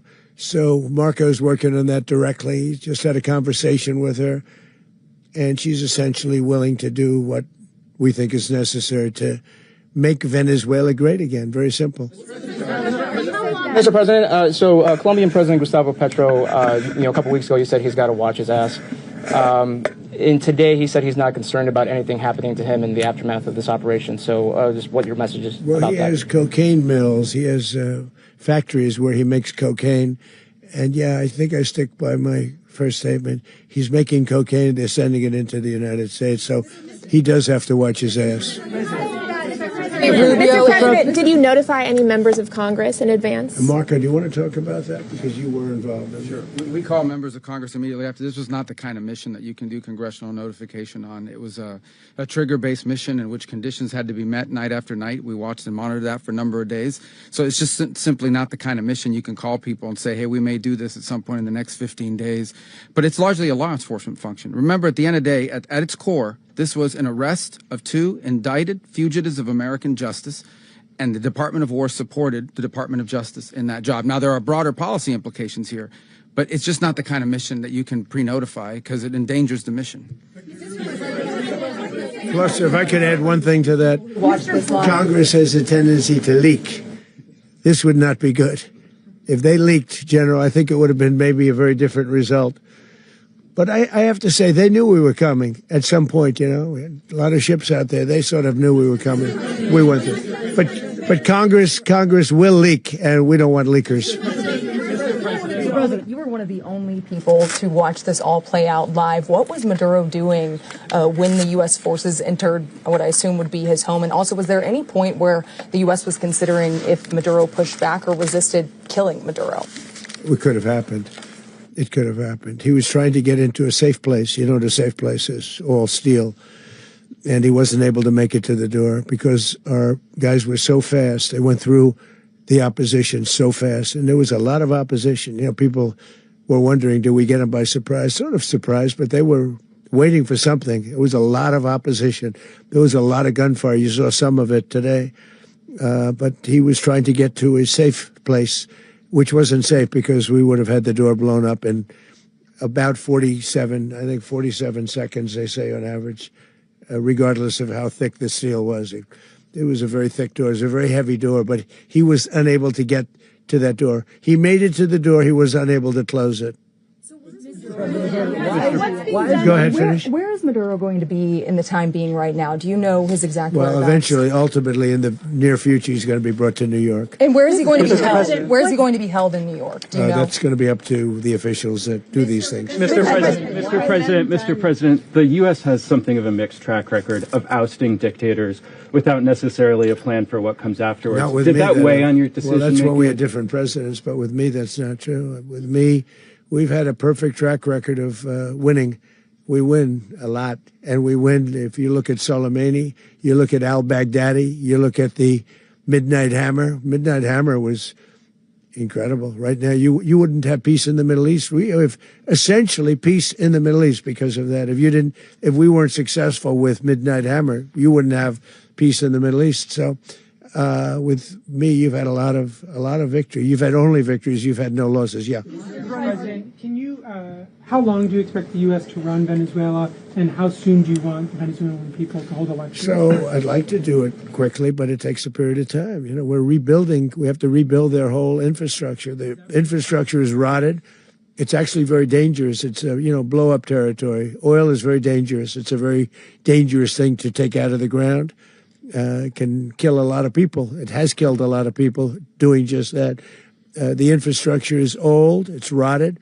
Much of it is stuff that we put there 25 years ago, and we're going to be replacing it. And we're going to take a lot of money out so that we can take care of the country. Yeah. Are you saying that Secretary Rubio and Mr. President, China, Russia, and Iran have interests in Venezuela. How does this operation affect your relationships with them when it comes to the oil and the drugs? And Russia, Russia, when we get things straightened out. But in terms of other countries that want oil, we're in the oil business. We're going to sell it to them. We're not going to say we're not going to give it to them. In other words, we'll be selling oil probably in much larger doses because they couldn't produce very much because their infrastructure was so bad. So we'll be selling large amounts of oil to other countries, many of whom are using it now, but I would say many more will come. Are you saying, Mr. President, are you saying that, Mr. President, are you saying that? Mr. President, thank you. What is your message to the people of Venezuela today? Of course, the civilian population specifically, they have a lot of questions. What is your message to the people of Venezuela? That you're going to have peace, justice. You're going to have some of the riches that you should have had for a long period of time. It was stolen from you. But you're going to have peace and you're going to have safety. You're going to have justice. You're going to have a country. You're going to have a real country. You're going to have potentially a great country. You know, if you go back 20 years, maybe even a little longer ago, that was a great country. And they destroyed it. Remember I said that if we lose this election, the United States will be Venezuela on steroids. That's what would have happened. Had we lost the election, the 2024 election, we suffered so badly. When you look at the border from 2020, what they did, what Joe Biden administration did to our country should never be forgotten. But if we had to go through another year of that, we would be exactly where Venezuela was in terms. I used to say, if they win, we're going to be Venezuela on steroids, and that's what would have happened. President, thank you. Are you saying that Secretary Hegseth and Rubio are going to be running Venezuela, and will you be sending in U.S. military troops to provide? Team that's working with the people of Venezuela to make sure that we have Venezuela right. Because for us to just leave, who's going to take over? I mean, there is nobody to take over. You have a vice president who's been appointed by Maduro. And right now she's the vice president, and she's, I guess, the president. She was sworn in as president just a little while ago. She had a long conversation with Marco, and she said, we'll do whatever you need. I think she was quite gracious, but she really doesn't have a choice. We're going to have this done right. We're not going to just do this with Maduro, then leave like everybody else, leave and say, let it go to hell. If we just left, it has zero chance of ever coming back. We'll run it properly. We'll run it professionally. We'll have the greatest oil companies in the world go in and invest billions and billions of dollars and take out money, use that money in Venezuela.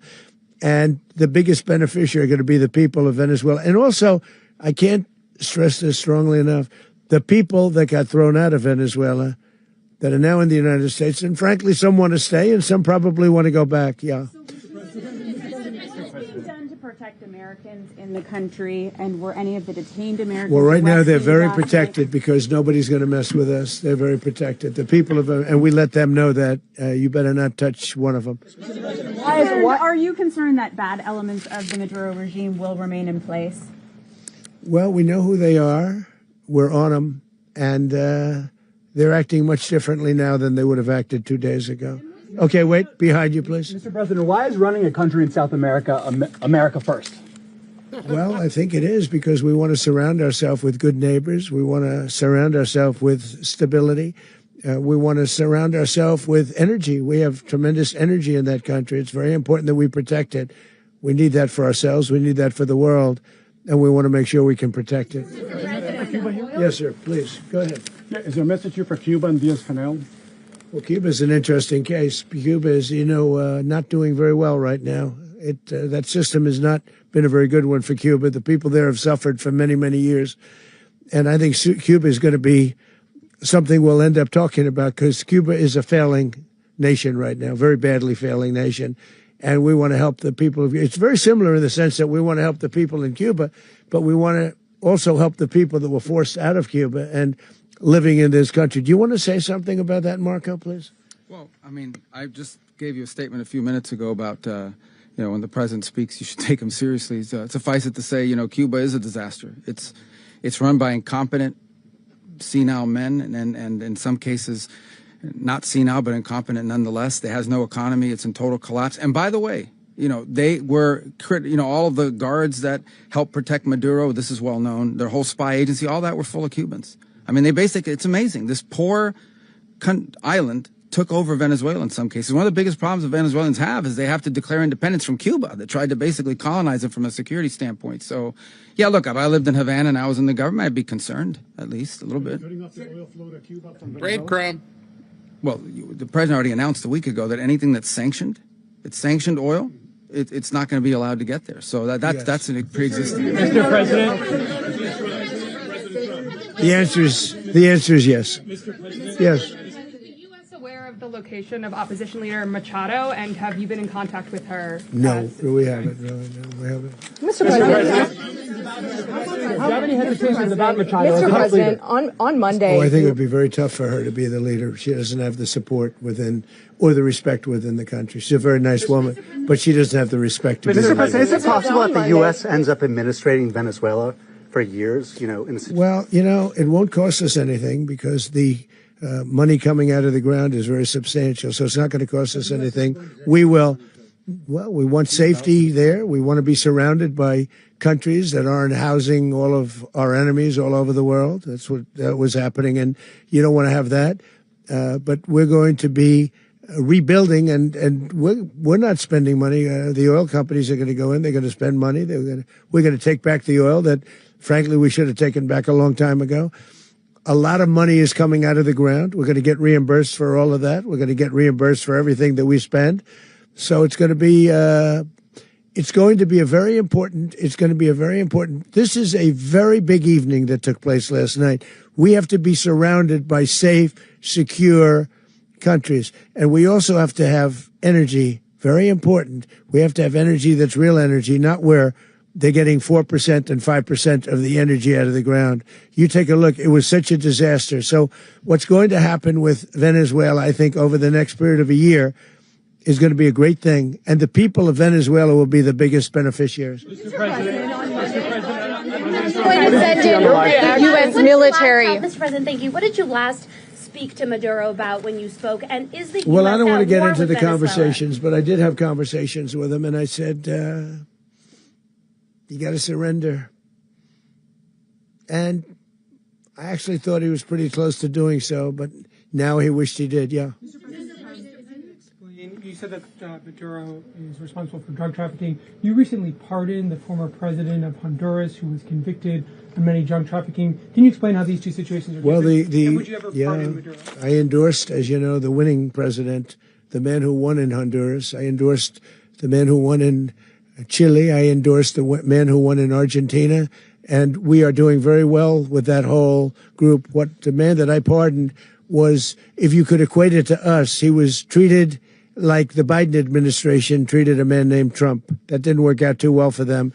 This was a man who was persecuted very unfairly. He was the head of the country. He was persecuted very unfairly. And there are a number of them. And we felt that it was a very unfair situation that happened to him. He's also a party member of the man who won. So obviously the people liked what I did. And one of the reasons that was done is because of the fact that the party in power felt very strongly that that man was treated very badly. I studied it very quickly, and then I studied it in great detail.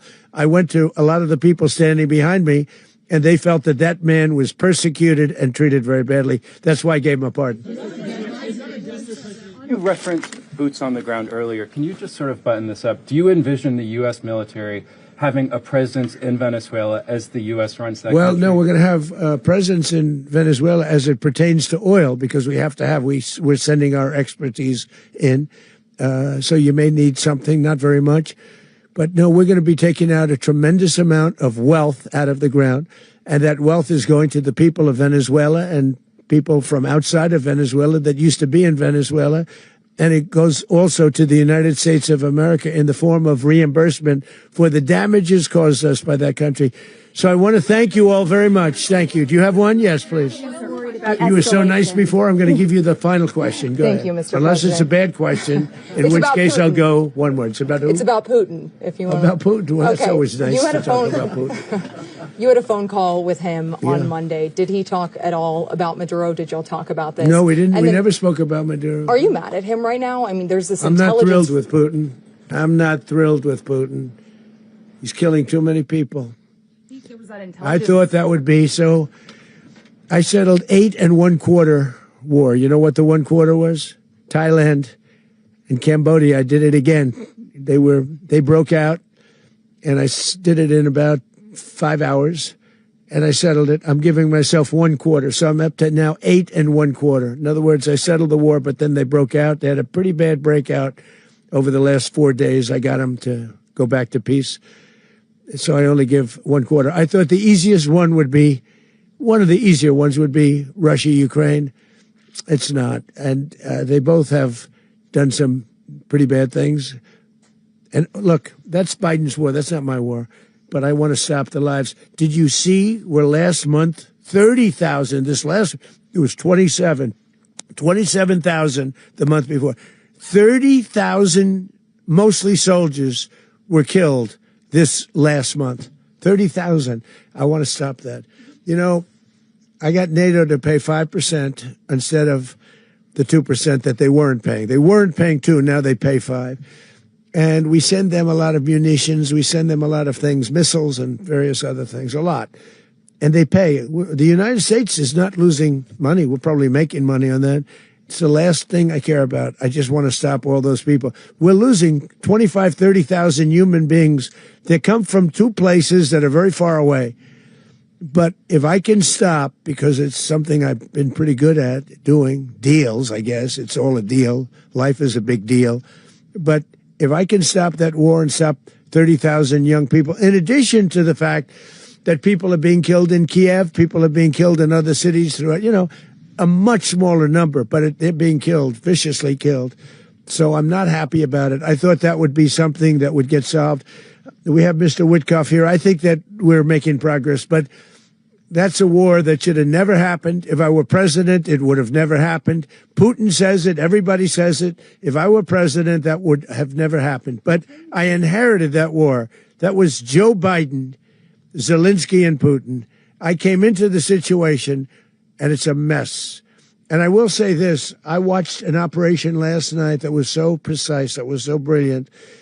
I mean, it was incredible. If we had our people, like this general and our people involved, that war would not have gone on very long, that I can tell you. That war, to use an old term, that war has become a bloodbath, and we want it to get stopped. Thank you very much. Are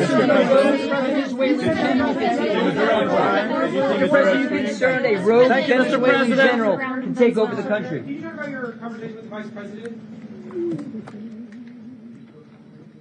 We're going to win so much, you may even get tired of winning. And you'll say, please, please, It's too much winning. We can't take it anymore. Mr. President, it's too much. And I'll say, no, it isn't. We have to keep winning. We have to win more. We're going to win more. I'm sorry. I'm sitting here off camera and I am literally just laughing and smiling, and my buttons are busted for being an American today. This is amazing.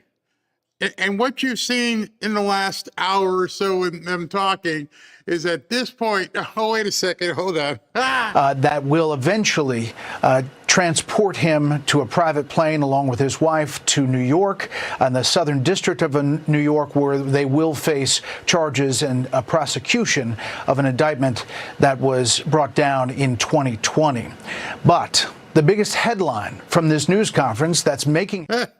So, can you imagine from, I don't know, last night you're sitting in your bed with your blankets on you and your wife's next to you and you're cuddling up and you're in this giant mansion and everything, you control your own world. And then you wake up this morning and you're on a boat with blindfolds and chains and your entire world is done. That and your wife. I mean, think about it. We want to be a dictator and be a big tough guy. That's one thing. But you put your wife in harm's way too. What a absolute piece of crap. But anyway, I was saying how it feels right now to be an American. Well, a real American.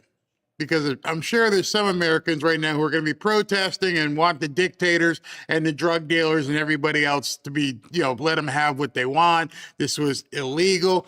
There was something he said you got to pay, a couple things you got to pay attention to. One, this was a, quote, DOJ mission. Because there was an indictment already in place in America, this wasn't a so-called military mission. This was headed by Pam Bondi and the DOJ to go pick up a fugitive. Winkety wink wink. Hope you caught that. Okay, so it's a DOJ extraction. I'm good with that. Either way, he's out of here.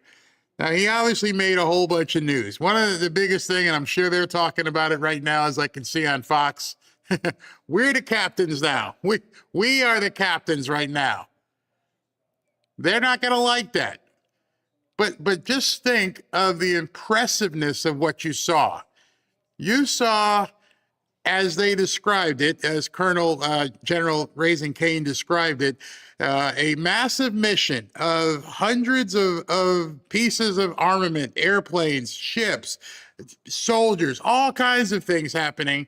They were able to descend in less than 2 hours and take over a country. Liberate a country in 2 hours. The mighty force of the American military went in and got out and took over a country in 2 hours. If you don't think that's making some leaders in other countries have their pee-pee shrink up, you're not thinking about this. The guy in Colombia who's beating his chest, he's doing that publicly. Internally, he's like, oh crap. We can't stop this. Nope, you cannot stop what is coming. The only currency, the negative Nellies, the winos, the wussy Democrats, and other world, the only currency these people have, and they're going to spend it on your mind if you allow them to, the only currency they have is on Twitter. That's it. Everybody talking on Twitter and saying this is bad and how this is this and how we're going to do this investigation. It means absolutely nothing. Nothing. It's all just chatter. You got nothing. That's got to be a bitter pill to swallow for some people who think that they control something. They control nothing. Congress is useless. They're not going to pass any laws. They can't do anything but post on Twitter. So you're giving these people currency. You're giving them currency by going, oh, look at what she said and he said, and oh, God, they're all pissed off. Right now, there's a whole bunch of people on Twitter who made money for the last year talking shit about Pam Bondi, Cash Patel, and the president. How everything sucked, how the midterms were lost. And they woke up this morning and found out not only are the midterms lost, you don't even know what's coming next week, never mind November. There are people around the world right now who are sleeping, looking around like this and wondering what noise they're hearing because they don't know what's coming next. Here's some proof for you. Marco or President Trump, one of them both, they said Colombia, and they said the cocaine factories in Colombia. And a buddy of mine texted me as I was writing it down, is like, he's letting them know you could probably be next. You think he can talk shit on Twitter and that's going to matter? Nope, not going to matter. The decision is probably already made. The only way you get out of it is to come clean and say, all right, I was wrong. Cuba might become the 51st state. Cuba's got nothing. The only thing protecting them is nobody wants to go over and take over that port island. But remember, these islands, these countries, Venezuela was amazingly wealthy. Cuba was amazingly wealthy. It was the socialism and communism and dictatorships that turned these things into so-called third world countries. Go back and look at older videos in 79 and 78 and see what Iran was like. There are women all over taking off the hijabs, letting their hair flow, putting on regular clothes, looking like women again over in Iran.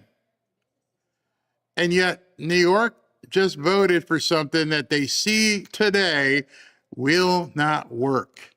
I expect to see people rally in the streets in New York in about 12 months. How about that rugged individualism now, biatch? Yeah, the collective. Good luck with your collective.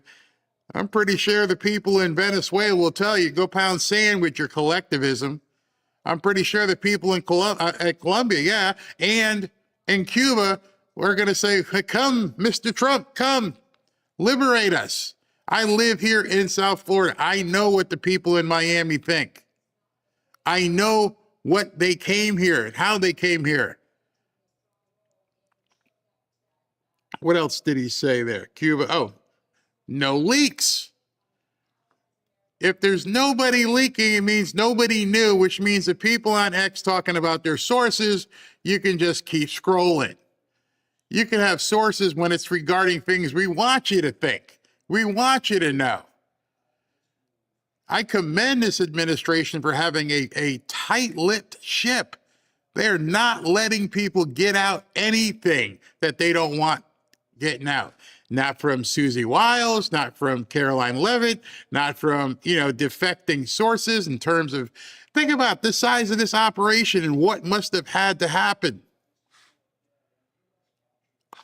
How many people had to know I'm getting on a plane, I'm getting on a boat, I'm going here, I'm going to be helicoptering into Venezuela, and not a freaking word. Oh yeah, there's a lot of people on Twitter today, a lot of panicans, a lot of people who've been cashing in, saying this and that, who are just like, oh my gosh, what do I do right now? Well, what you do right now is either change your tune or get off of X. I'm sure there's still going to be some conspiratorial idiots that are going to follow these people. Oh, the midterm. We may not even have a midterm. And I don't mean that in terms of any dictatorial type thing that Trump's going to do. I don't know who's going to run. And I'm convinced 100% after what we've seen with the Somalians that there is no Democrat Party. The only thing the Democrats have is cheating and stealing. And without those two, nobody's voting for them people. Remember yesterday in Madami's inauguration and everything, there were, 6, 7, 8,000 people in a city of 8 million? That's all you could turn out? No, it's not going to go well for anybody who's going to go and deal with some sort of anti-American ideology. Ain't going to happen. What else we got here? Oh, a couple things. How did they turn off the lights in another country? How did they go into Venezuela and flip a switch and cut all the lights in the country? All right, here I'm going to go back to something that some people who haven't taken the red pill are going to be like, what are you talking about, Barry? Well, many of us know we've been told about 10 days of darkness, and nobody really understood or took credence in that somebody somewhere could turn off everything. Today, people in Venezuela now know, oh, so somebody else can turn off everything? Yep. No internet, no lights, until we tell you you can have some. Let that sink in. Was another note, and this is probably the biggest note, and this is probably one of the things that bothers a lot of people. A lot of people have given me a hard time. A lot of people have bitched at me and talking about the love of money and all this kind of stuff because they try to use their ideology and thrust it upon you. And they mix up the passage in the Bible and just say money is the root of all evil, and that's not true. It says the love of money is the root of all evil. In case you haven't woken up in the last 70, 100 years, money runs the country. Money runs the world. If it weren't for money, you'd be living in a cave and having to hunt for your own food. And we're about to see prosperity in a way we haven't seen. We took over the country. We liberated the country. We are going to run the country. They are going to scream bloody murder because they know what that means. It means we control the money. All of it. Now, where do you think some of that money is going to flow to? Back here to the United States, which is going to help us become more wealthy.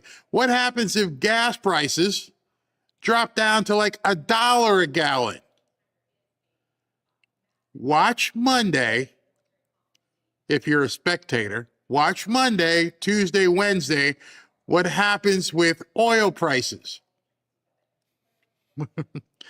They're already low. What happens if they return to like 1979 level low? What happens if gas goes to 99 cents a gallon, as it probably should be?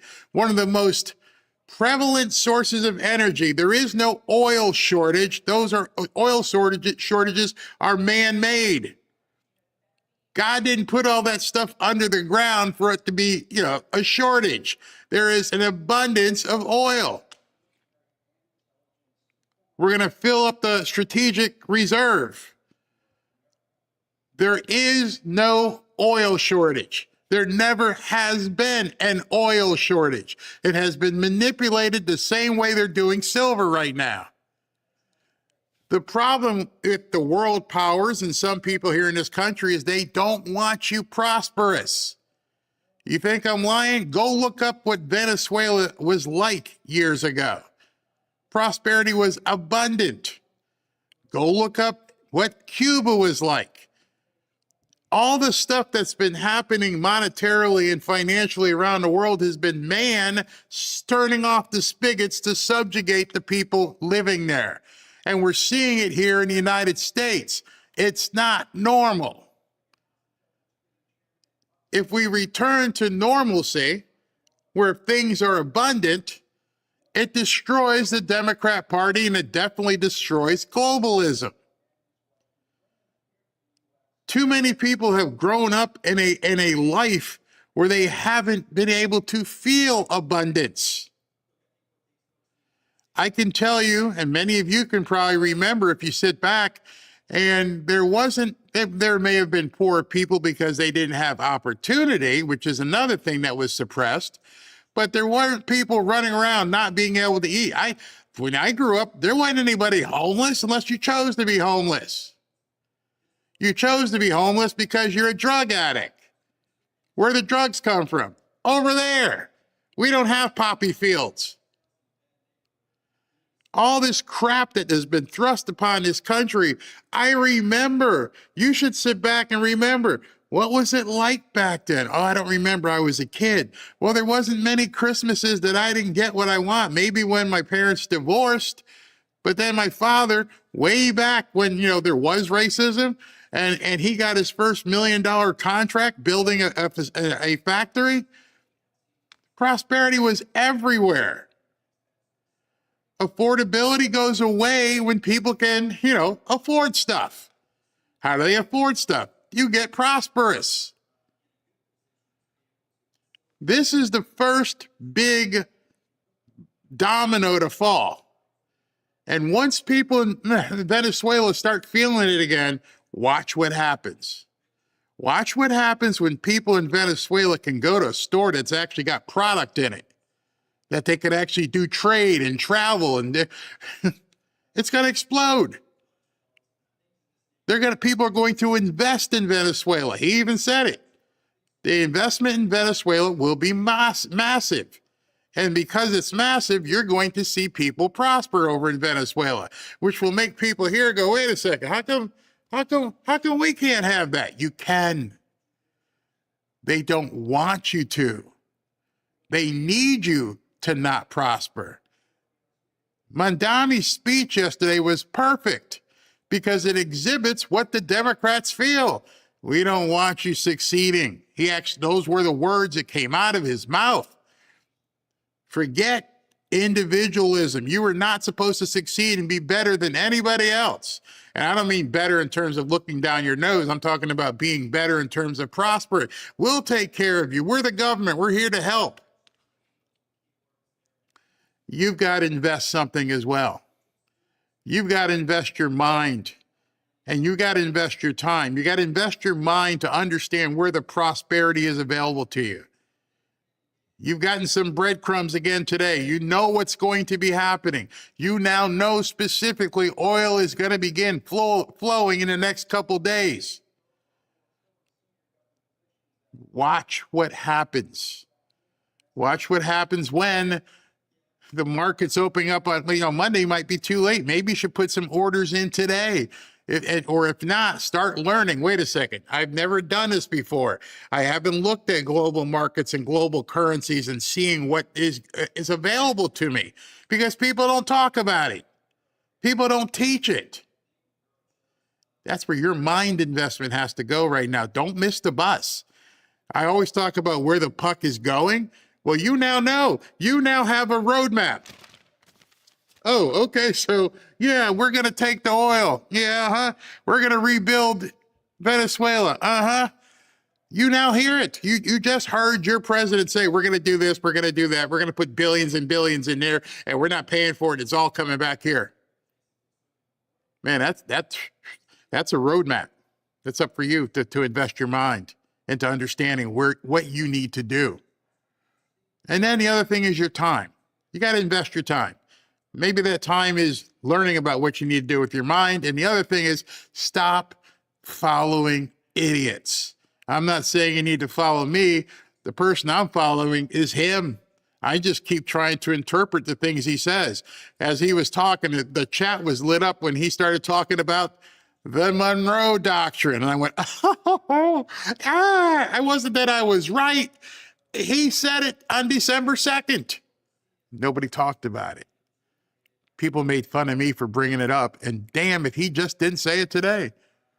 You heard yourself, if you were listening, the word hemisphere kept coming up. Oh, the Western Hemisphere. Oh, the hemisphere. We're not going to allow this in our hemisphere.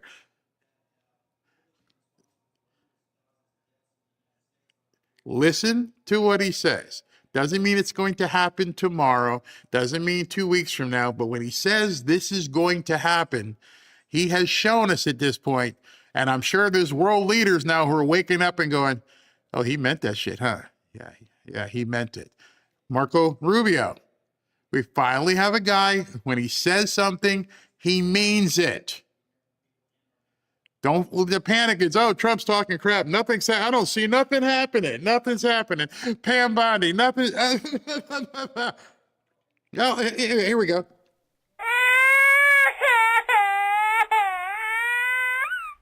You're not supposed to see something happening. That's the whole idea. I played football. It wasn't like anybody walked up and said, hey, by the way, yeah, we're going to throw it to number 12 on this play, okay? We're going to throw it to him just to let you know. No, it doesn't work that way. You'll know when you know. Everybody out there on X talking about how she's not doing something, you have to remember she works for him. If she's not doing anything, it's because he hasn't told her to do it yet. And the last thing I'm going to close with is the thing that underscores everything I've been saying. This one man, was dragged through the court system in multiple jurisdictions. They tried to put him in jail for the rest of his life. They tried to take his property. They tried to take his business. They tried to hurt his family. They tried to hurt everybody around him. And then they shot him. And y'all act like he doesn't remember that. There's a line in the movie Walk the Line about Johnny Cash. And what's the guy's name? Joaquin Phoenix plays Johnny Cash in the movie. And he's about to do the concert in Folsom Prison, whatever it's called. And the guys are telling him, you know, you got to watch out. We don't want you to say anything that would remind these people that they're in prison. And Johnny Cash turns and looks at him. You think there's a day that goes by where these men don't know they're in prison? You think there's a day that goes by that President Trump doesn't know that they want to put him in jail for the rest of his life? And if you hold on to that premise and realize this guy knows if he doesn't get it done, they're going to put him in jail for the rest of his life and destroy his family and everything he owns and everything he runs. They're going to try and erase him. And that's been my main premise the entire time, is to tell people the dude knows. I don't have a crystal ball except for the fact of watching him and as he talked and realize that he knows they tried to kill him. If you take that as your base point, you can bet your ass things are coming. And right now the media, they're stupid or playing stupid. They don't understand what's happening. I'm sure over the next couple of days, you're going to hear people screaming about, he's a dictator, he's this, he's that. Well, you know what? When people start prospering, when people start seeing what's available to them, and when they see people in another country, millions of them screaming in the street, yay, Trump, then you have to wonder, what the hell is wrong with people here in America? We have everything. We have been given everything. We have everything afforded to us. Go talk to a Venezuelan. Go talk to somebody who escaped Cuba. Go talk to a woman in Iran who has had to wear a hijab and submit to Sharia law. And then say, wow, man, I guess my life isn't that bad after all. We're spoiled. We're spoiled with prosperity. And then question the fact that we do have prosperity available. And then we complain because the government's not giving us more.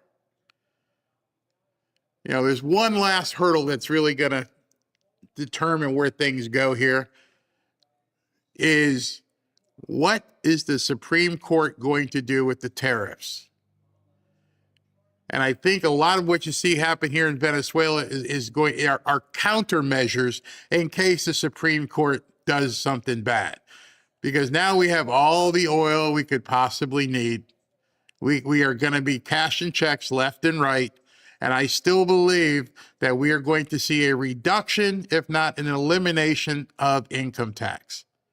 The Democrats have no platform whatsoever to stand on other than communism.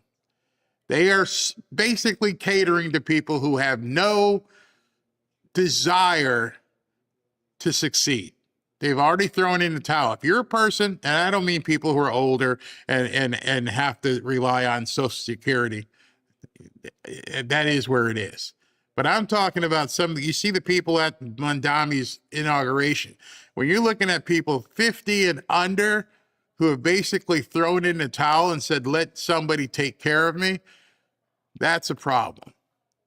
They've given up on life. Don't give up. Don't give up on life whatsoever. I mean, we're the golden age. Well, I'm looking at the gold chart right now and watching how they've been trying to fight it and watching how it's trying to move back up. Things are so good. Let me take a couple comments. It says here, they come for Trump, they will have to go through MAGA people, and that will be there forever. And also, watch how many people jump ship and come back. See, that's another thing. These fraudsters and people out there who have been trying to ride the wave of anti-Trumpism are now going to probably come back. Yay, Trump! Oh yeah, Trump looks great. Oh, his numbers are up. I can't believe what's going on with Trump right now. They're too transparently effed. I can't take it. Oh yeah, somebody said that too. Where was it? Yeah, on the way out, they blew up Hugo Chavez's mausoleum. While you're there, nuke that, please. Tear it all down. That's a statement.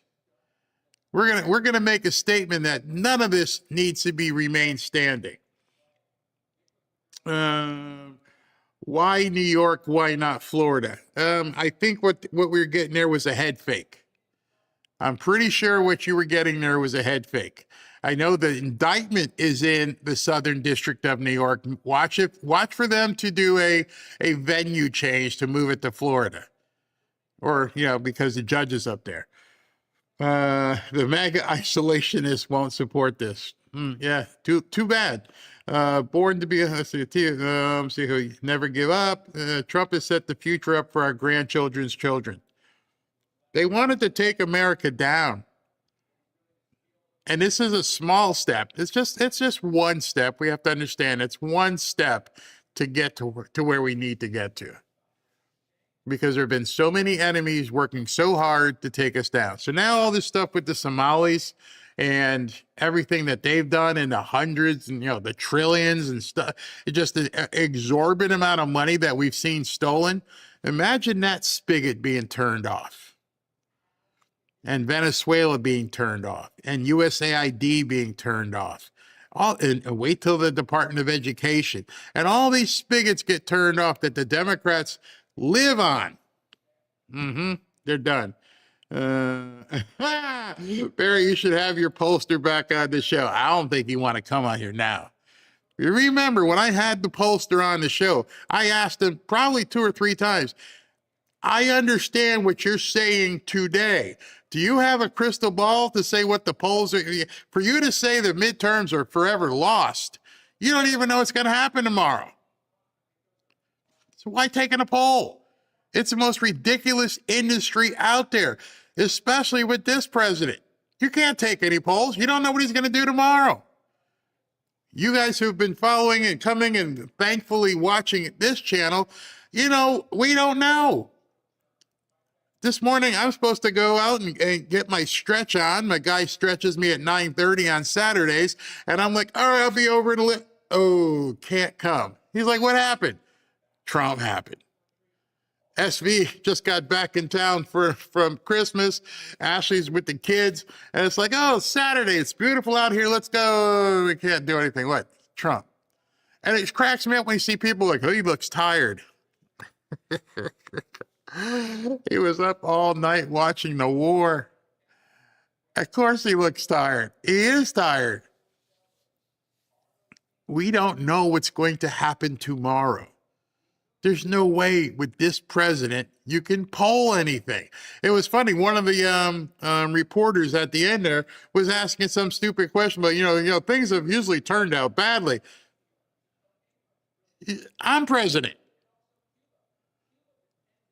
When you're comparing other presidencies to what this guy does, you can't.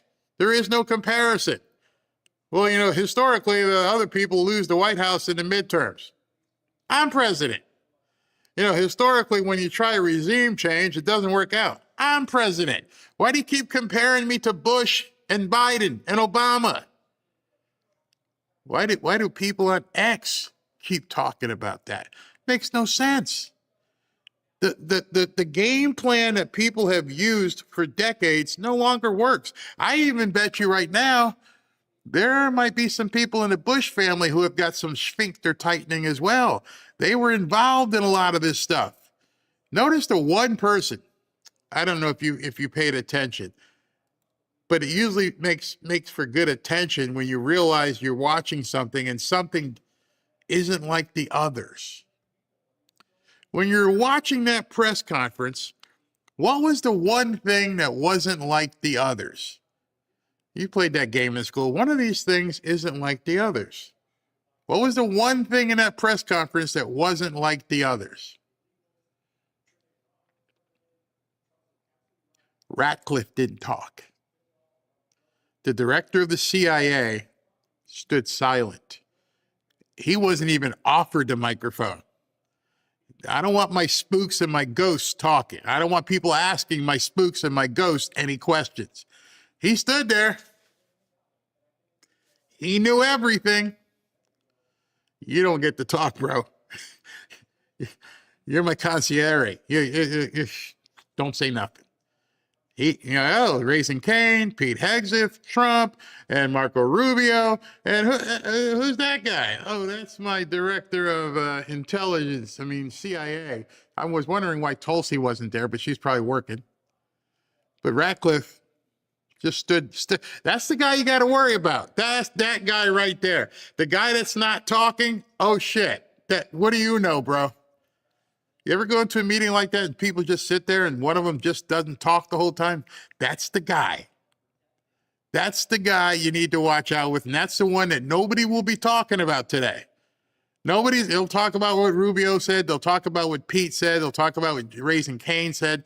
Nobody's going to say, well, what's he doing? Because that to me is a big sign as well. And now you guys are going to probably begin to, we'll probably begin to hone in on signal and listen very closely to what he says and what he posts and everything else. Let's see. That's because the reporters have TDS. That is true. That is true. All right, everybody. I'm probably gonna go now. Let me see if there's a couple other things here. Larry Ferraro says you're spot on, Barry. Read the book Art of War. There you go. Art of War. If you don't understand what's happening in this maneuver we've been going through, absolutely. All right, so you got some homework and you got some people that you might want to start muting on X because it's like I can't imagine some of them today. And understand as you're going through that and you start seeing people like, oh, we're going to investigate him and we're going to do this. You can't do anything. You're useless. It's nothing. What this man has planned and what this man and his cabinet are going to execute over the next how many weeks? He told us the new year. He told us straight up that the new year was going to be different. Many of you, let me just play this and then we'll take the super chats.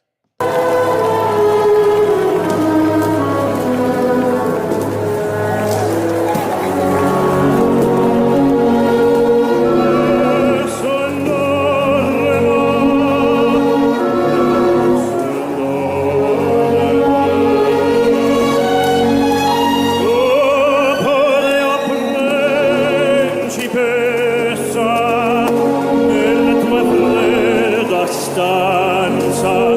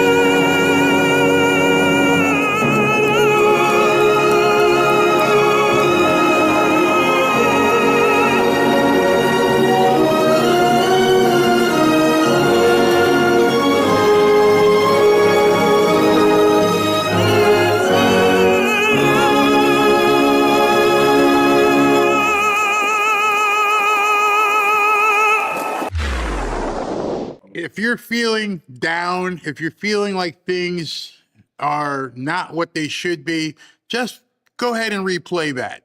I posted it on X by itself. Just listen to that, because that is just pump that into my veins. Please pump that into my veins. No one will sleep. I will arise victorious. And he keeps playing it. He's played it at so many of his rallies. And people didn't understand. People didn't understand what he meant by that. Now they do. I want to show you a couple things before we go. President Trump has been posting up a storm, thanks SV, on True Social. And I'm just going to go through them pretty quick. But that one guy I told you who didn't say anything, he posted that picture of him. By the way, as you're watching this, they created a skiff down at Mar-a-Lago. Mar-a-Lago. I keep saying it the wrong way. Mar-a-Lago. That's not the White House. So all these guys, and probably nobody knew, they all got flown into Mar-a-Lago. How long have they been there? You know what? If I was watching the gates at Mar-a-Lago and I watched all these guys assemble, I'd probably be like, something's about to happen. And then he posted, that's an ad. There's Marco, Stephen Miller sitting in the foreground right there, or background rather, Marco. And let's see what we got here. There's Marco, which, by the way, I didn't know he had the chops like this. I didn't know Marco was going to be like this whatsoever. He's good. He's really good. Let's get to the next picture. That's Pete Hegseth watching the video of what was going on at the time. What do we got next? And here in this picture, we've got Pete Hegseth, the guy who didn't say anything. That's Ratcliffe, right next to President Trump. Ratcliffe was right up front with Pete Hegseth. Let's see here. Here we've got Stephen Miller, Marco Rubio, President Trump, and John Ratcliffe once again. Let's see what we got here. Oh, Ratcliffe next to President Trump, right next to him. The guy who didn't speak is right next to President Trump. That's what we got next. This one here, we got Pete Hegseth on a computer, Ratcliffe in front of a screen, Marco Rubio, and President Trump right there. Let's see, next one. That's an ad. Ratcliffe again with General Kane and Pete Hegseth. You think there might be some communications going here. This might be a comm. Ratcliffe is in a whole bunch of these pictures. Another one with Rubio, and I think that's it. And then one more with President Trump, and then again, Ratcliffe and Rubio, and a bunch of guys behind him. I can't make out who they all are. Now he posted these in succession for some reason. There's President Trump with Ratcliffe. You think that's by accident? Now that you know how this guy pumps out comms, you think it's by accident? There's General Kane again, pointing out something going on. And Kane and Pete Hegseth. And then Ratcliffe and General Kane and Pete Hegseth. Ratcliffe, President Trump, and Rubio. And that's it. That's kind of interesting, wouldn't you say? That he featured John Ratcliffe so much. He didn't have to post those. He didn't have to post a single one of those pictures. I love what Sheridan's here. There are no coincidences, not at all. What did somebody say? Absolutely. Trump does nothing haphazardly. There's a reason for everything. So let me give you a little idea as to why I think John Ratcliffe was featured so prominently. He's the guy, I guess we could call him the brains of the operation, the intelligence. He and Tulsi are the ones gathering the intelligence. And I'm just wondering if that is a message to Colombia and Cuba and to the Democrats. I could be completely wrong. But we definitely are going to find out some stuff.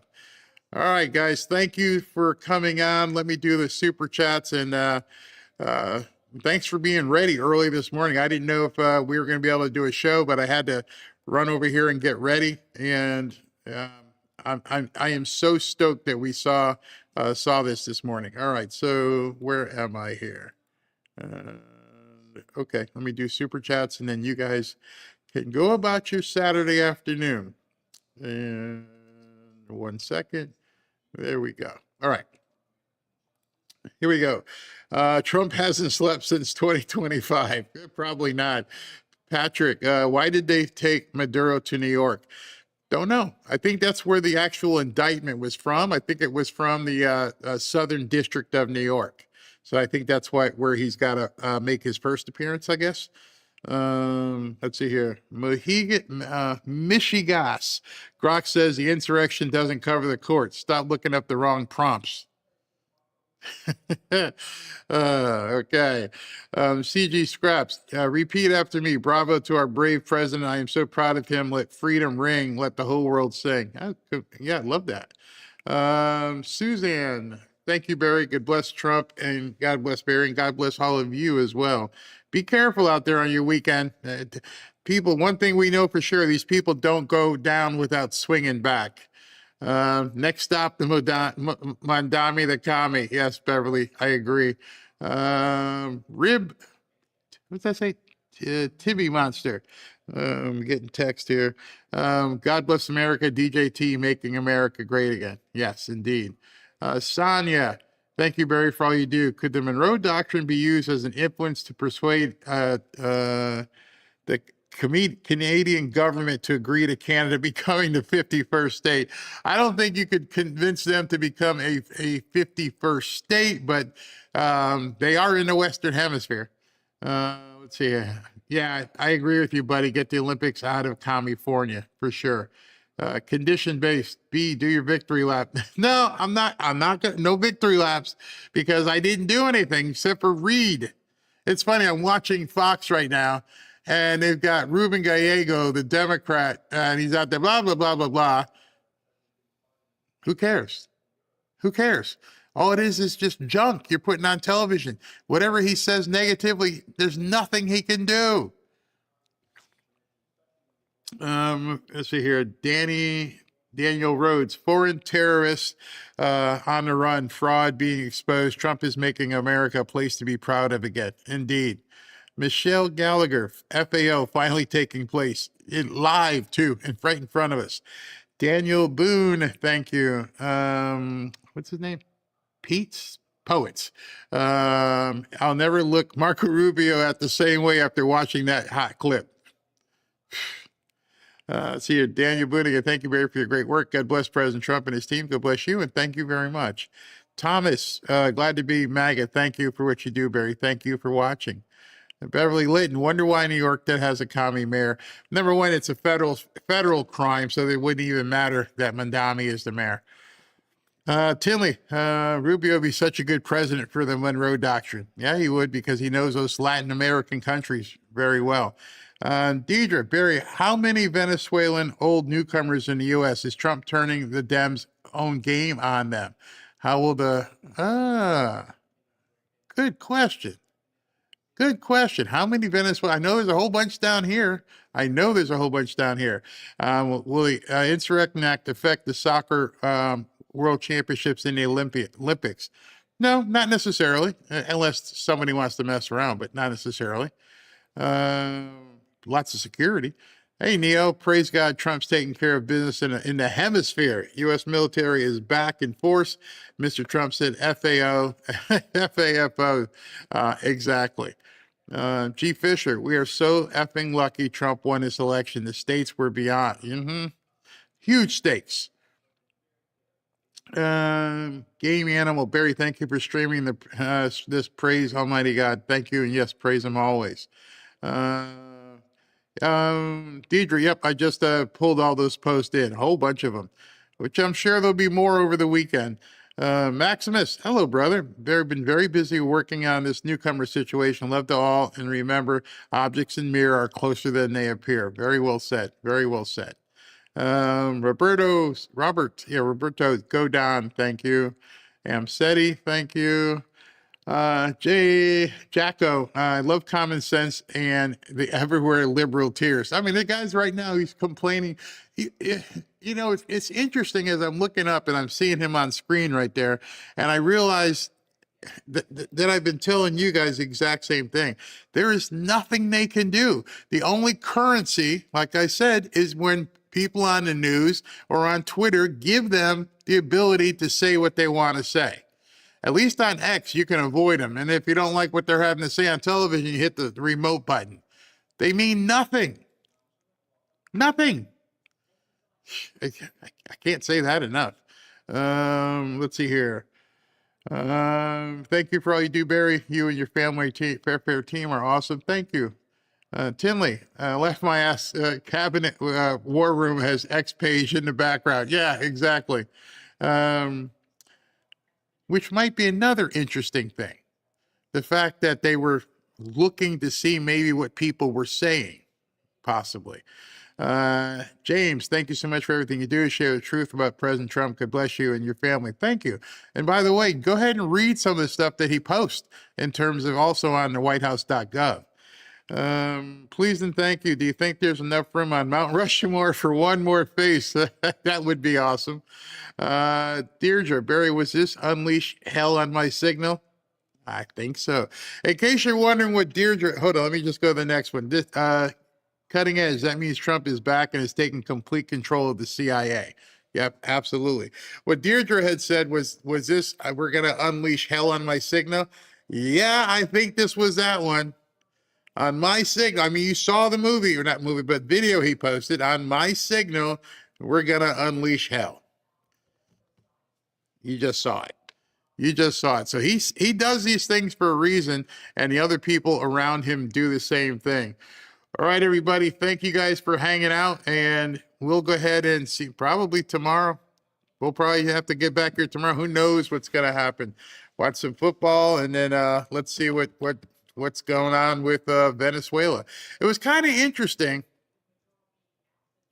that Venezuela had their own Baghdad Bob, who was out there saying, there's nothing to see here. We're still in control. And President Trump comes up in a press conference and goes, no, we run this now. We're the captain. Maybe nobody told him that other guy, but you no longer control things here. And I just find it amazing that we were able to fly across the water and take control of a country in 2 hours. If that doesn't shake some people in their boots, I don't know what. All right, talk to you guys probably tomorrow unless something happens later on today.